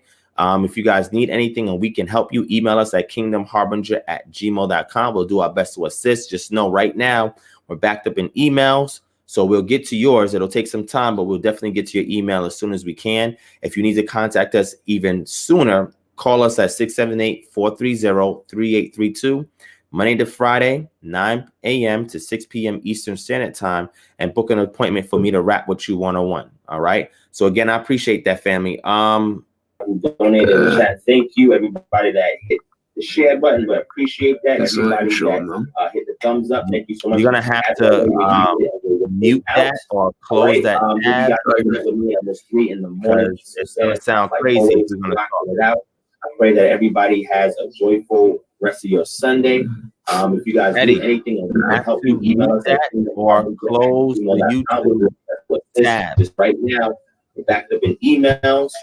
So we'll get to yours in time, but we'll definitely get to your email as soon as we can. If you need to contact us even sooner, call us at 678-430-3832. Monday to Friday, 9 a.m. to 6 p.m. Eastern Standard Time. And book an appointment for me to rap with you. Appreciate that, family. Thank you, everybody. Eddie, close YouTube. Oh my roaches, because I can just document. We're gonna have to, you know, he doesn't even realize I can hear him giving commentary on me. Come on, I'm just talking. Everybody has a joyful rest of your Sunday. I don't think you can hear me. It's crazy. Right now, back up in emails. So we'll get to you at some time, but we'll definitely get to your email as soon as we can. If you need to contact us even sooner, call us at 678-3030-3832. Monday to Friday, 9 a.m. to 6 p.m. Hold on. Appointment for me to wrap this Thank you. Eddie, close YouTube. We're gonna have he doesn't even realize I can't hear him. Any commentary on me? Come on, I'm just talking.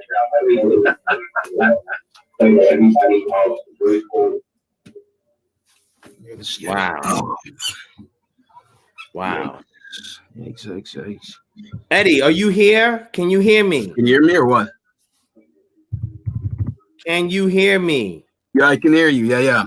Okay, there we go. Time or what? Yeah, you had your YouTube on and you couldn't hear nothing I was saying. So I'm glad you closed YouTube. Oh, I'm right here. Yeah.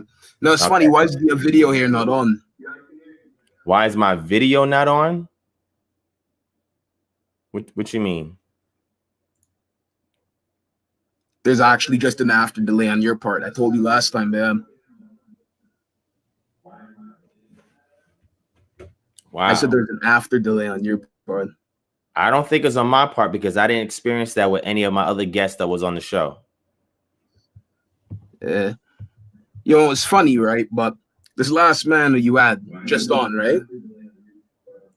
I don't think it's on my part because I didn't experience that. With the other person who you had on the show, was it the same cadet dude? Yeah. Or oral history, sorry. Yeah.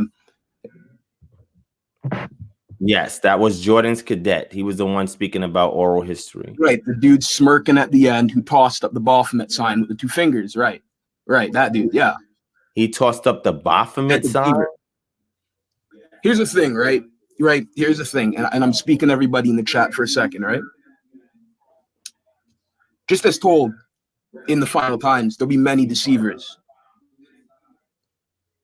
With the two fingers, yeah, I said that. Just as in the final times, there'll be many deceivers, right? There'll be many brothers, seeming brothers amongst us, who instead of actually trying to guide their people, will instead try to exploit them, right? And it's because the effects of imperialistic colonialism, the effects of having the oppressor touch our shores, to the point that many of us don't have this actual love for our people, to the point that we have many coons amongst us, to the point that now many of our people don't even have this true patriotism for our homeland and for what we come from. Instead, they give themselves to the heathen, and they give themselves to the custom of the heathen. To the point you see many brothers going out of their way, murdering brothers, many brothers going out of their way to exploit brothers, many brothers going out of their way to blind one another from truth, which would have done no more than make it so they become all the more so full grown.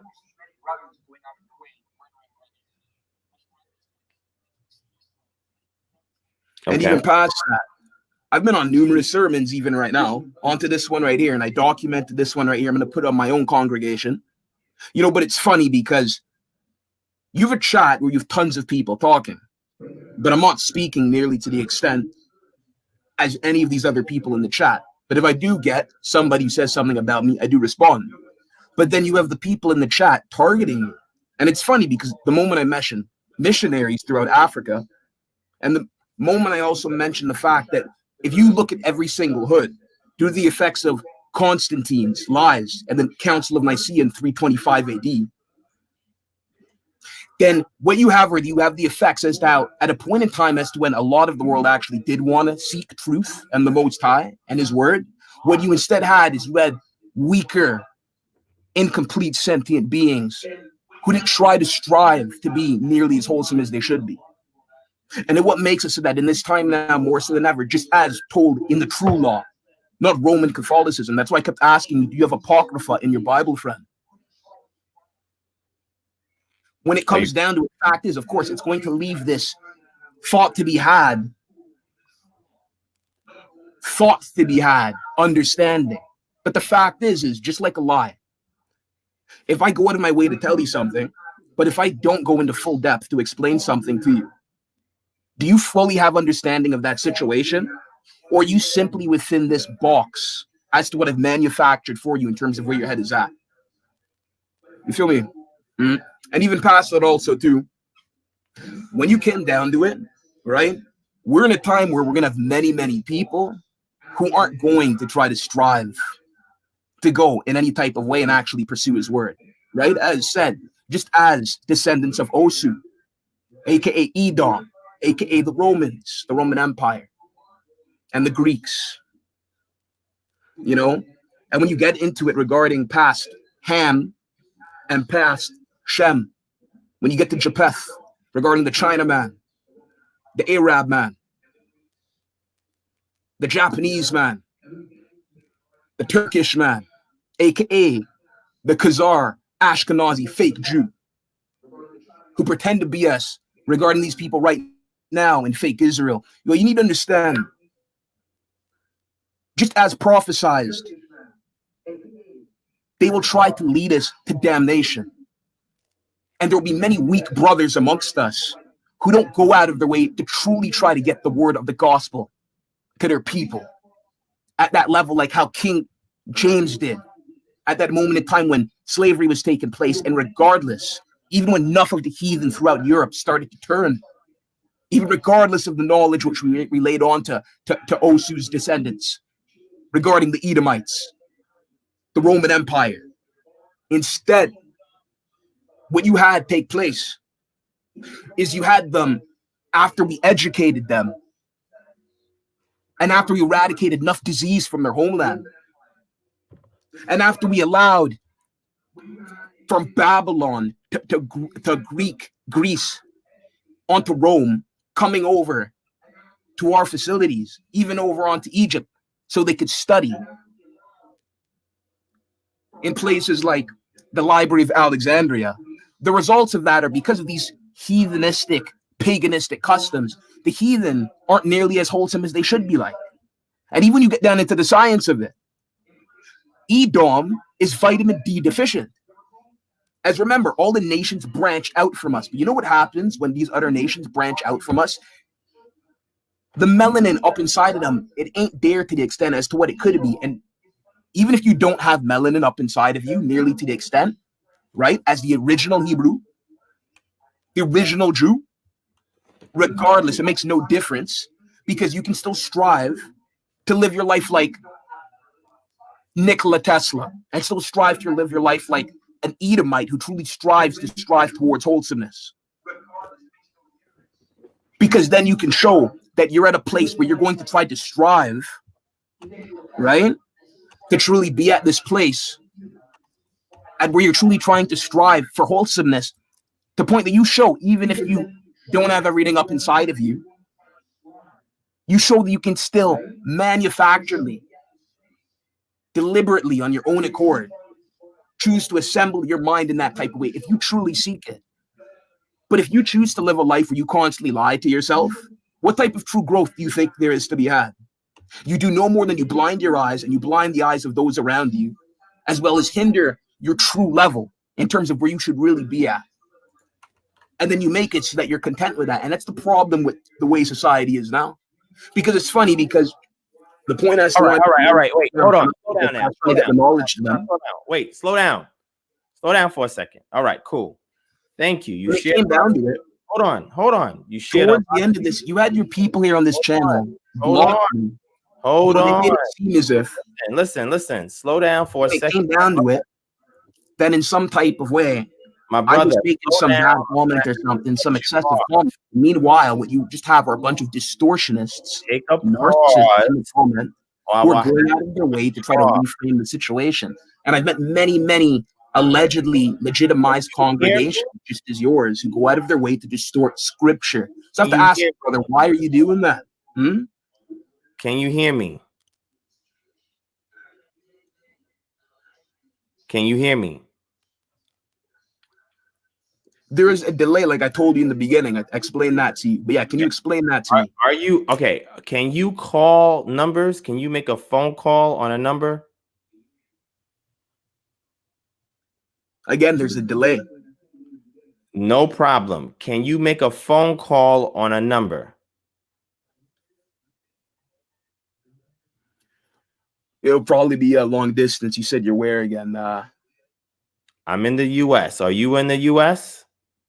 No, brother. I'm in Canada. What part of Canada? Toronto. Toronto. Okay. You know, we're going to set up a chapter there as well. So hopefully I'll see you when I come out there. You need to join my congregation, brother. Nah, it's probably not going to happen. I'm sorry. Well, you know, it's funny because at the end of the day, right? It's all about spreading the word. Yeah, right? I got you. So check it out. It's funny because when I meet most Hebrews, though, who aren't about actually being at a place where they're trying to actually align to spread the word, it shows that they're not truly for the word.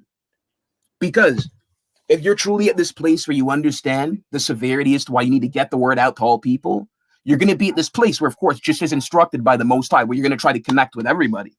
It's not going to be this thing where you display this pristineness, this pompousness, where it's like, nah, I don't think I want to partner up with you, though you the original Hebrew, though the Most High instructed me to do this. But instead, you want to go use Roman Catholicism distortions that don't even have the Apocrypha up inside of it. But then you're over here, making it seem like you can't join my congregation. And yeah, of course, because I'm actually trying to get the truth out, but you're giving a watered down, distorted version of the truth, brother. So I'm not too surprised about that, but. Are you done? I'm just going to give you a moment so you can finish your statement.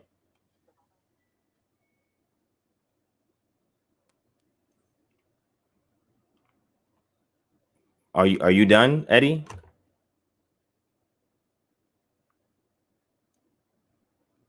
Hello? I've been waiting to hear a statement back for you for a minute. Again, it's just a delay. Okay. So for somebody like me who you calling pompous, it's very interesting that I'm allowing you to speak all your speech on my platform. So I don't think that word should really tie in with my character, because I'm allowing you to speak where most people will probably kind of just cut you off and shut you from coming onto their platform. I allowed you to speak so you can voice your opinion. You can speak your mind. If you had something insightful that you had to say, that I'm willing to listen. I'm willing to listen. And if there's something that you said that I can go back and investigate, that I can be edified upon, I will. So that's why I'm allowing you to speak, my brother, right? But however, the spirit in which you're coming in sounds very confrontational, right? And I don't think you mean the wrong thing by doing it. I think you mean well. However, I think you have some things twisted and distorted. I simply said, I will not join your congregation because I do not know you from a hole in the wall. And I don't know anything about your core congregation or anything about anything you teach or you stand for or anything. So I would not join your congregation. However, I have no problem visiting you and visiting your congregation, and me and my Toronto team can come out there and patronize you if you have something going on that is helpful for the community. I have no problem with that.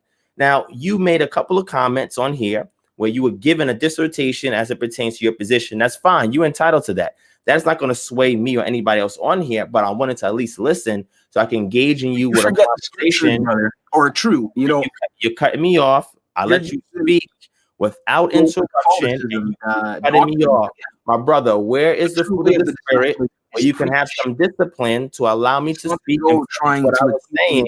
And then once I finish what I'm saying, I'm happy to allow you to talk. You must show some house rule discipline when you're on somebody else's platform. You would not like it if I came into your congregation, stood up, and just start talking simply because I was invited there. I would not disrespect you or your congregation like that. Therefore, on this platform, my brother, you must allow me to finish what I'm saying, and then I will give you the mic back and allow you to speak. If we cannot dialogue like that in a disciplined, adult fashion, then there's no need for you to continue to speak. So will you allow me to finish what I'm saying without interruption when I allowed you to give forth your dissertation without saying it's we deal that way, my brother? No one's trying to deliberately speak over you.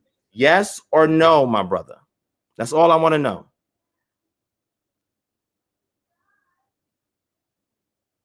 Yes, will you allow me to speak, my brother? I'm asking you on my platform, will you allow me to speak?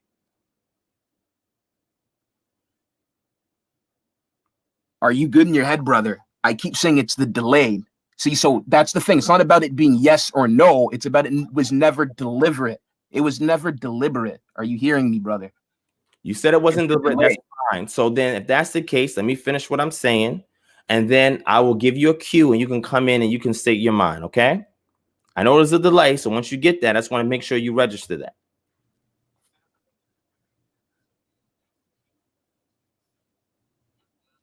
I just need a yay or nay from you. So I know that you can hear what I'm saying. Go on. Yeah. Okay, thank you. All right, so I'm gonna finish what I'm saying. So what I'm simply saying is I heard what you said in your entire dissertation and your position. Your position is not a unique one. I've heard it before from several other people, okay? You're entitled to that. What I'm simply saying is you're telling me that I'm preaching a watered down gospel. I have no clue where you're getting that from, because then you would have to identify where did I ever say anything about the gospel at and what was it that I said. You'd have to show me that you have knowledge of what it is that I teach as it pertains to the gospel. And you'd have to also demonstrate to me that I'm lacking in pushing it out there into the public at large, as well as over this screen. So can you please tell me what the gospel is that I preach that is watered down? You have the floor. 100%. Well, number one, right off the bat, when you look at the Blue Book Bible, you'll notice immediately that there's no apocrypha in the Bible, as this is an extension Bible of the heathen in this modern day. As just I explained numerous times in the chat, there's a King James 1611 Bible, which through the Most High, he went out of his way actually, right? For those truly devout to him, who seek him. He went out of his way to still give us the word. So during the time as to when we ruled Europe, regarding King James when he ruled Britannica, England, which was once known as Britannica, Ireland and Scotland, though when you get down up into it, the heathen would try to make you look at King James as this homosexual, just like Caesar Borgia, their white Jesus, who had sexual relations with his mother. But that is not the case at all if you actually go and look into the history as to King James was. And also, not just that also too, but in the King James Bible, the Apocrypha is inside of it. And inside the Apocrypha, it actually gets across the fact as to how not only the Roman name regarding descendants of Osu, the descendants of Esau, Edomites, it not only gets across how they came and take the Bible, the Torah, the word, and then distort it, but they also get across as to the fact as to how they push images, fake images, right, of Caesar Borgia, right, who they label Jesus, right? But here's the thing, there was never a man named Jesus.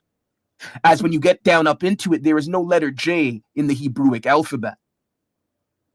And even past that also too, when you get down up even deeper up into the history that they try to hide from you, the whole regarding the whole... Okay, my brother, slow down for a second. I just asked the question. That question is, please tell me what the gospel is that I teach that is watered down. The only thing you said was a blue letter. I just explained it right there, but yeah, you're reading a fake version. I'm getting across a real one there. Freak. Okay, so you're saying that I read a fake version of the Bible. You're reading Roman Catholicism, brother. Yes. Hold on, my brother. Hold on, my brother. It has nothing to do with Roman Catholicism. Can you read Hebrew? Brother, let me ask you a question.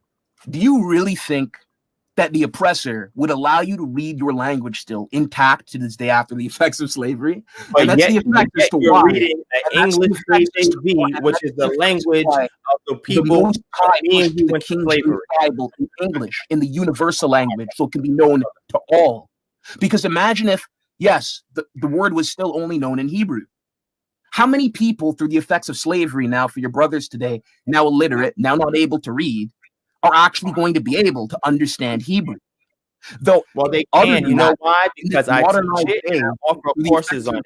So there's ways that we can get our brothers to read and write English. You can do it. So do you understand that the Most High's actually worked through King James to push this more legitimized version of the Bible, right? Or the Torah. I don't subscribe to that, my brother. I don't subscribe to that. And here, what I'm gonna do is, Eddie, what's your email address, Eddie? My email. For yes. what? What's your email address? Yeah, saying for what? For what? My email? For what? Because I want to email a document to you. That's why I want to share something. I'm not interested in your document. I'm against you, Fred. I only care about truth. You're not you don't have the document in the Blue Book Bible.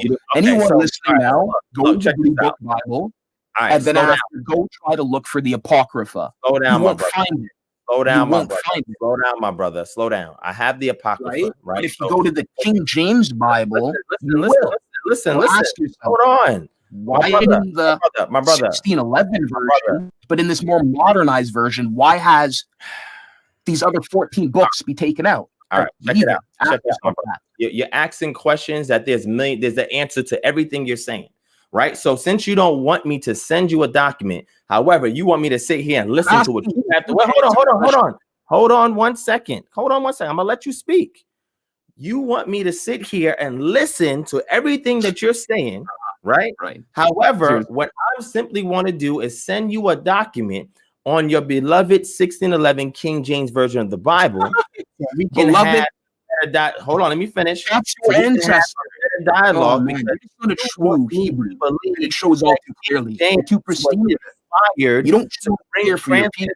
To what way do you go out of your way to try to spread the word to those homeless, starving, incarcerated? You're not prepared to die for this law. I'm not prepared for this. So you know me, right? Look at how you preach. I ask you a question. You know me, yes or no? And do you know the work I put in the streets? Yes or no? If you don't know me or the work I'm putting in the community, then how could you say something as ignorant? Your actions show nice and clear as where your head is at in terms of what you're about. Okay. All right, cool. You're not even reading the real Bible to your people. Not reading the real Bible. even though I still read from the King James version from time to time, I don't read from the real Bible, my brother. Okay. The Blue Book Bible was pushed.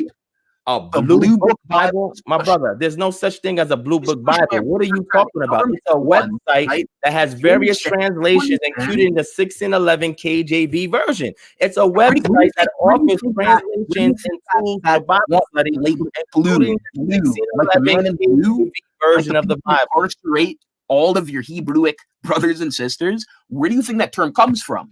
All right, so this is obviously not going to go anywhere. So thank you for your time, my brother. No, not exactly.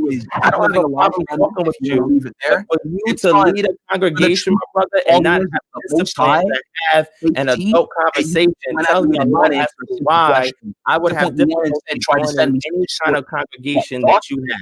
All right. Thank you for your time, my brother. Like I said, I don't have a problem having a future dialogue with you. Hopefully, we can fix the delay issue and have a better dialogue. But a lot of the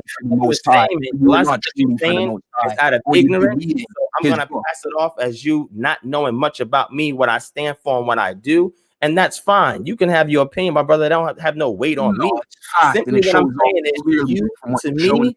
Sounds like a very dogmatic zealot and somebody that's dying for the wrong cause, right? You don't have is the wrong cause. Meanwhile, of what it's standing on, because by the statements that you're making, my brother, you are dying or willing to die for the wrong cause, right? So I wish your congregation well. And next time you're on here, you can email me. I try to start an email conversation so that way we can find a better means of having a dialogue. And with that dialogue, even when I test the truth about the Council of Nicaea, what did the people in the chat do? They blocked me. You don't want. All right. So with that being said, I'm going to go ahead and end this off. But for anybody that's interested in looking up any different information as it pertains to the 1611 KJV, it's a document that I had posted already on the Patreon.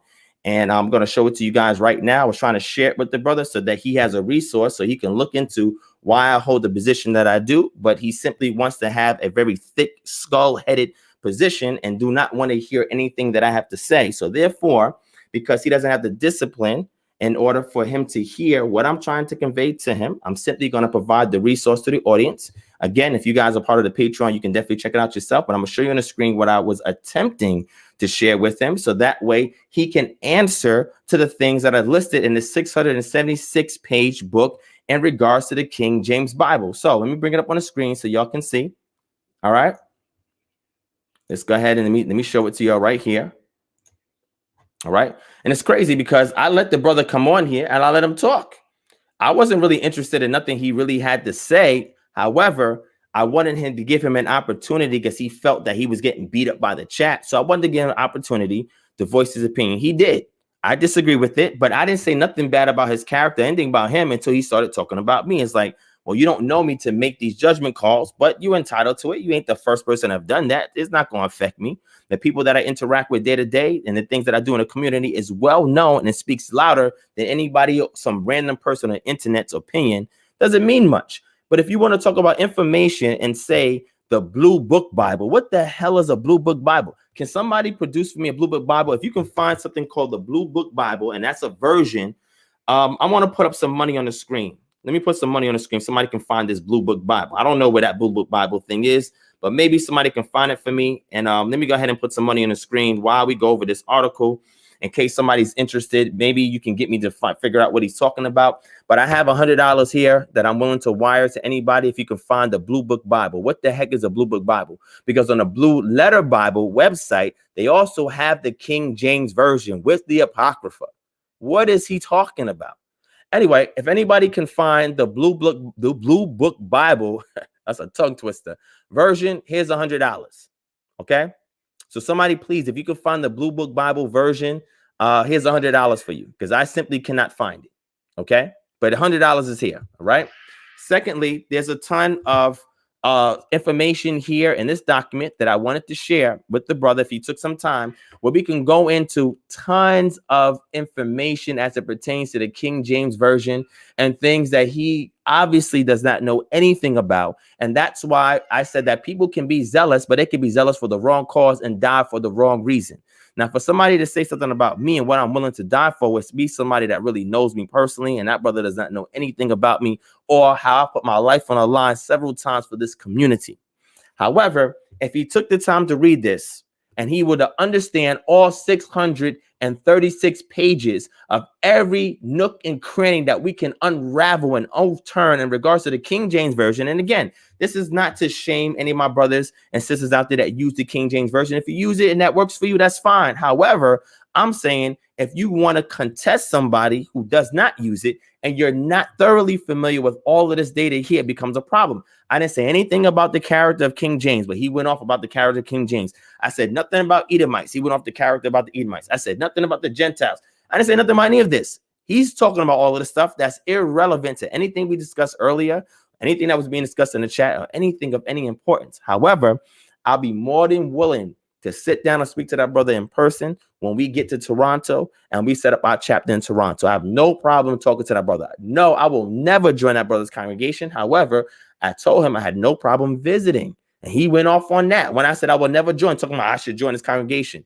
Why will I join your congregation?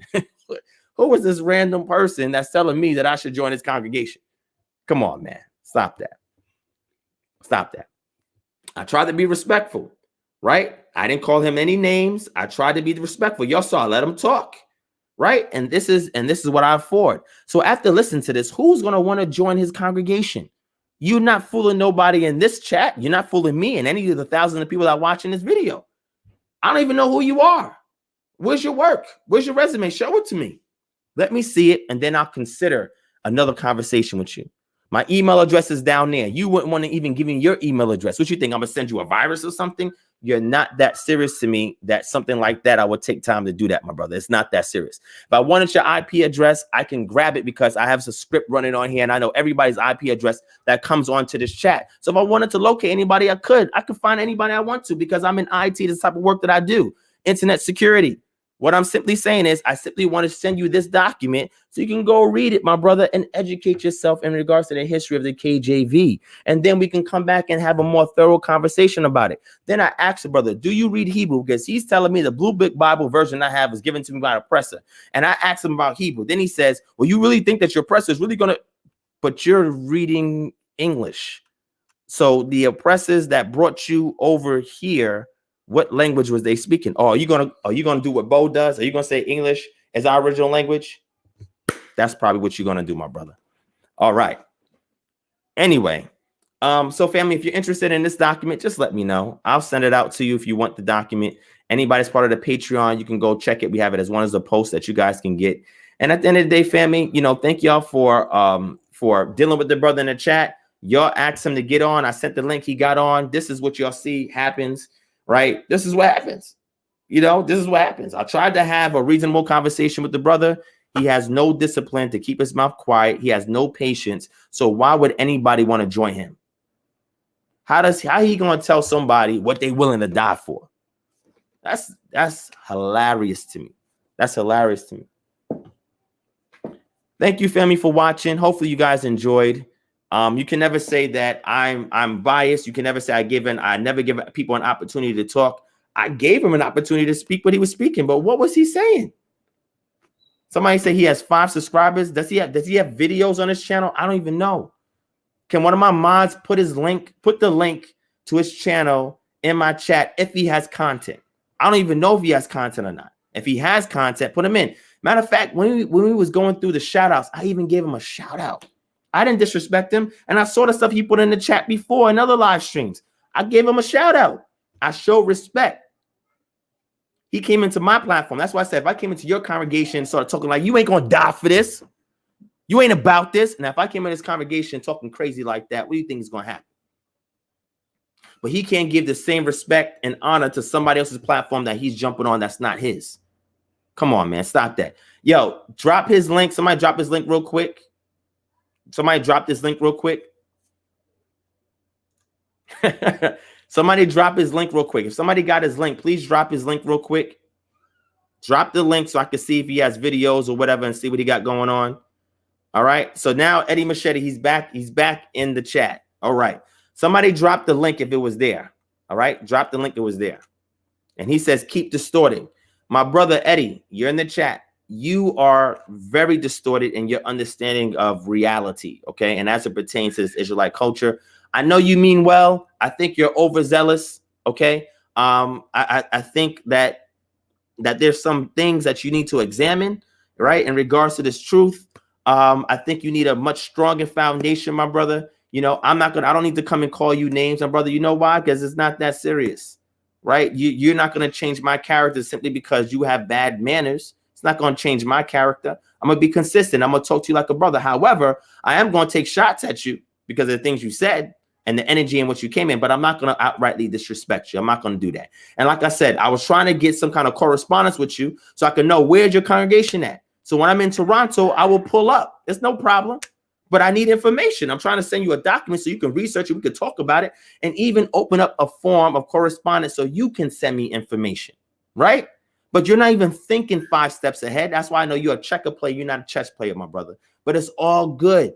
Somebody, okay, you dropped this link. Let me check this link out. Let me check it out. Let's see what's going on in this link, man. Let me see. Let me see what he got going on here. Let's see. EDDIE Machete. Bill errors. What the? Complicating bills and refusing to assist. That was 6 years ago. Eddie, where's your recent information? You got another channel, Eddie?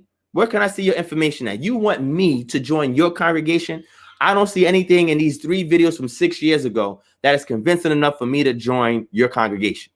And you simply coming on here and just ranting is not going to convince me or anybody else in this chat to join your congregation. All right? That's all I'm saying, my brother. So, Eddie, if you got stuff, if you got a channel, Eddie, we need to see it. All right? Tell us how we can find your channel. Let me find your channel. And then I want to see these works you're doing in the community since you're so grand and you're doing so much. Let's see it.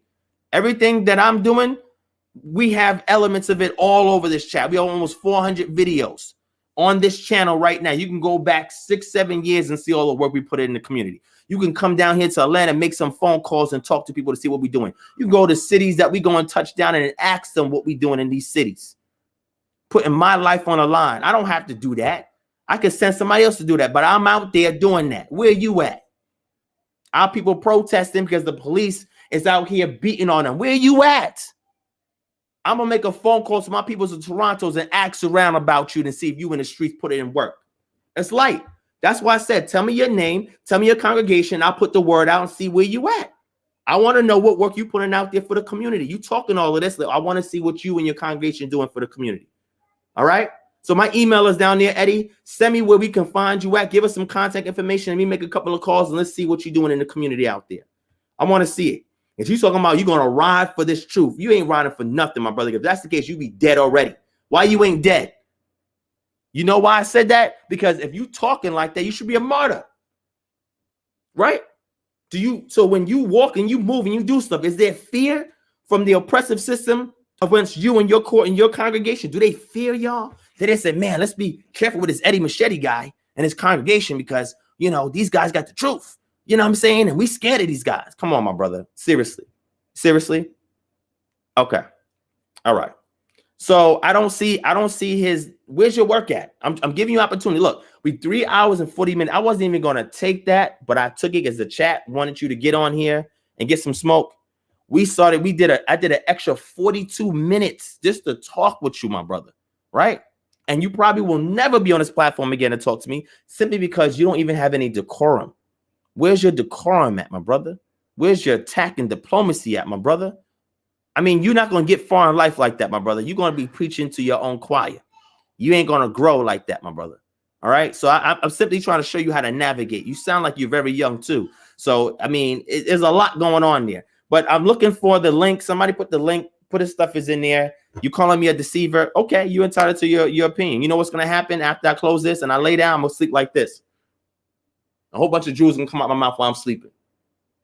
Oh, EDDIE Machete said I was a deceiver. OK. I'm going to go right to sleep, my brother. What you're saying is of no effect. You have the wrong spirit. You have not been transformed, my brother. And there's some work that you need to do internally, my brother, before you can get on any podium, any mic, any congregation, and speak anything to anybody. You are overzealous. You have no discipline. And at the same time, my brother, you're afraid of correspondence. You don't want to look at sources of information. So you sound like you're creating a cult up there in Toronto.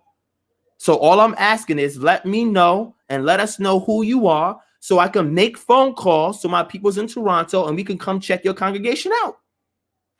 And when I get there, trust me, I need your contact information so I can come and visit you. It's that simple.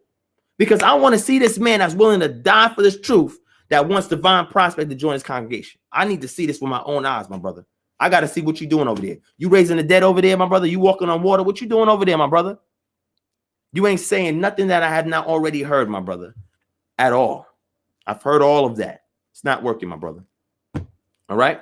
So with that being said, I still don't see no resume of information on here, my brother. You're going to say Jordan's cadet threw up the Baphomet symbol. Really? At that point, I was really thinking I should just end the call. But I said, no, let me be patient. Let me see if the brother's getting somewhere. You were just ranting. There was some stuff in there that you said that I thought was insightful, but most of the stuff was just rant. You just wanted a soapbox, my brother. You just wanted people to hear you, and that's okay. You wanted to vent. You wanted to get off your chest, and you wanted to get it to an audience where people can actually hear EDDIE Machete. Okay? But Eddie, you didn't swing no machete in this conversation, my brother. You ain't cut nothing. Okay? If anything, you brought a butter knife because I was about to lay on you an atomic bomb, and you refused to read it. Okay.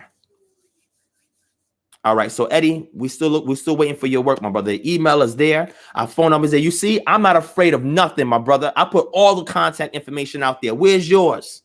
You don't even want to give up an email. And you talking about you ready to die. Get out of here, my brother. Anybody can get in contact with me, can find me when I'm out there in public and anything. I'm not hiding my face. My face is right here on the screen. I put my whereabouts wherever I'm at. You not doing none of that, my brother. So how are you ready to die for this? Huh?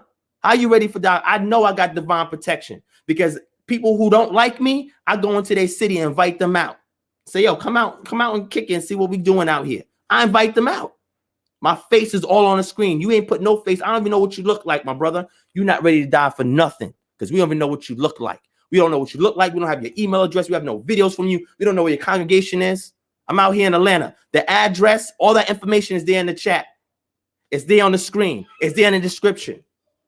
You understand? So how real is you doing it? Okay. Let me fall back for a second. Let me check the time. All right. Let me calm down for a second.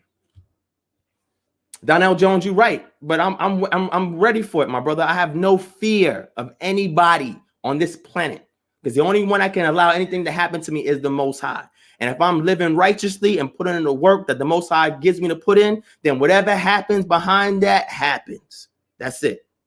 So nobody can tell me that they ready to die for this truth, and I can't even see what you look like. I can't even send you an email.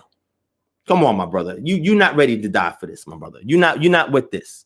So I'm off my soapbox now, because you got me a little stirred up with this righteous indignation that I'm pouring out. But all I'm saying is, for somebody to tell me they're ready to die for this and you can't even see their face, come on, man. Stop that. Stop that, man. Stop that. Stop that. Stop that. Stop that, Eddie. I know you mean well, my brother, but that's not the route to go with, my brother. You still ain't put up no contact information so I can make a phone call. Where you at? Where's your information at? How can we find you? I'm on all social media platforms, my brother. Look me up. You can message me, find me. I don't even know how you got to this channel. However you got to this channel, I could be reached. I'm public. I could be seen. So what's going on? I still don't see any information for him. I still don't see no videos from him. I don't see anything, and you want me to join your congregation? I don't even know what you look like. You could be an Edomite for all I know. I don't know what you look like. Oh, man. All right, family. I'm about to get off of here, man. I thought that was very comical. Thank you for the entertainment, Eddie. I appreciate that, my brother. It's very hard to take somebody serious if I can't even see your face, my brother. Stop that. I can't even see your face. You won't even want me to send you an email. You won't even let me send you an email. I don't even know where you at. So I can make phone calls to Toronto and say, yo, find this brother and his congregation and see how they get down. We want to see if you really putting out working in the streets, if you really doing what you talking about. I'm not hard to find out here in Atlanta, Georgia, my brother. Holla at me. If you ever make a trip to Atlanta, holla at me. I'll meet up with you and show you what we're doing out here. It's light work. Tell me what you want to do. Or I'll meet you in any city, and I'll come to Toronto. So when I come to Toronto, I'm going to be asking for you. I'm going to ask around for you. I don't know where you at, but I'm going to ask around. I'm going to make an attempt when I'm out there in Toronto. All right? That's all I'm saying. All right? And I don't see nothing else from Eddie in here, so we're going to close. All right? Thank you, family, for watching. I'm done with this. Again, I try to be diplomatic with people. You see, I let all types of people come on this platform. I try to build, try to talk. I try to give them respect, even though I don't know anything about them. But when somebody starts over-talking me, starts becoming disrespectful, making ad hominems, then it becomes a little rusty. And now then I got to cut you off. I didn't want to cut him off like that. You know what I'm saying? I wanted to have a real conversation with him. But apparently, he didn't have the spirit to do that. He just wanted to come on here and thought he was going to run this show. It don't work that way, my brother. I am not a pushover. All right? Don't let my diplomatic and my tactful demeanor on this camera fool you, my brother. Because when I meet you in real life, when we have a sit-down talk for talk, you're going to know what it is. And you're going to see the realness. And if you're talking about you doing for the community, I want to see it. Where'd he go? Did somebody kick him out? I don't know what's going on. If somebody can find his information online or social media somewhere, let me know. I could do a reverse IP trace, grab his IP, and I can find where he's logged into. If he logs into Facebook, if he logged into YouTube, so I can find it. So maybe I'll do that. I'll do that instead. I'll just get the IP and I'll find out where he's at, so I can find his material and see what he's teaching, what he's doing. Because apparently he don't want to share it to me. All right, he's hiding his face. He don't want nobody to see his face. I can't email him nothing, right? So I can't find him in Toronto, right? So I'll just do a reverse IP lookup and trace it. I'll just do it like that because there ain't no other way I can find him. So I'll do that. And then I'll go and do some research on the brother, find out where he's at as far as his congregation and so forth. And when we get to Toronto, I'll come and visit him. But before I do that, I'm going to give a phone call to my peoples out there and have them check his congregation out, see if they're the real deal.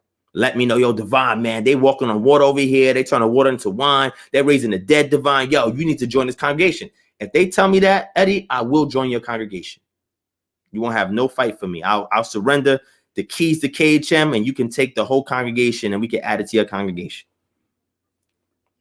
But if you're going to come on here saying somebody threw up a Baphomet sign, come on, man. Stop that. Stop that. Come on, man. Stop that. Stop that. All right. Love you, family. Thank you for watching. Sorry it was so long. Y'all asked him to come in. I entertain it.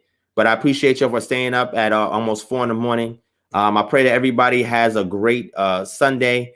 Till we meet again, I'll be live again next Friday, 11 p.m. Eastern Standard Time. All right. And again, all the locations to where we're going to be at in Raleigh, Durham will be posted publicly. Where we're going to be at in New York will be posted publicly. We're going to be at Houston, we posted publicly. We'll be at Detroit, Chicago, every city we go to. Everything's posted publicly. I will be there. Me, my team will be there. All right. All our members from KHM will be there. We will be in the building. If you want to meet DivineProspect or KHM, we will be touching down in your city. You will see my face. You'll see that I'm physically there. I'm there with the people. All right. I don't sit here in a basement somewhere and telling people they need to join my congregation. My face is out there. My contact information is out there. I'm out there in the community for real. I can be touched. So if they wanted to take me out for what I'm saying, they can find me, right? If the government or some kind of corporate entity or the dragon or whoever, they can find me and do it. But I have no fear for the lives of me and my family and my household because we strive for righteousness. I'm doing the work of the Most High, and my objective is to edify the people and to be a servant unto the people. So Eddie, if you telling me that I got to join your congregation, I need to see you, okay?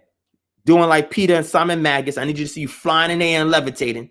All right. I need to see you walking on water. I need to see you turning water into wine. All right. Because that'd be a good business right there if you did turn water to wine. I want to see you raise the dead. Okay. I want to see you do all these things. If you could do these things, Eddie, I'll join your congregation.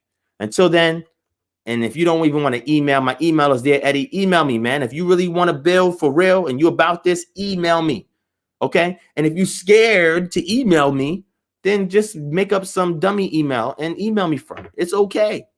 But like I said, I could do a reverse IP trace and I can find the IP that you signed in to YouTube on and match that with all the other IPs in regards to all social media. And that way I can find out whatever content that you have and I can go see your content, find out where your congregation located, send my people to your congregation so they can sit in and see how you guys are and build with y'all, whatever the case may be, and then find out if you're doing work in the community. So that way I'll be prepped. So before I come out to Toronto, I know whether or not I'm going to join your congregation. That's how we do it.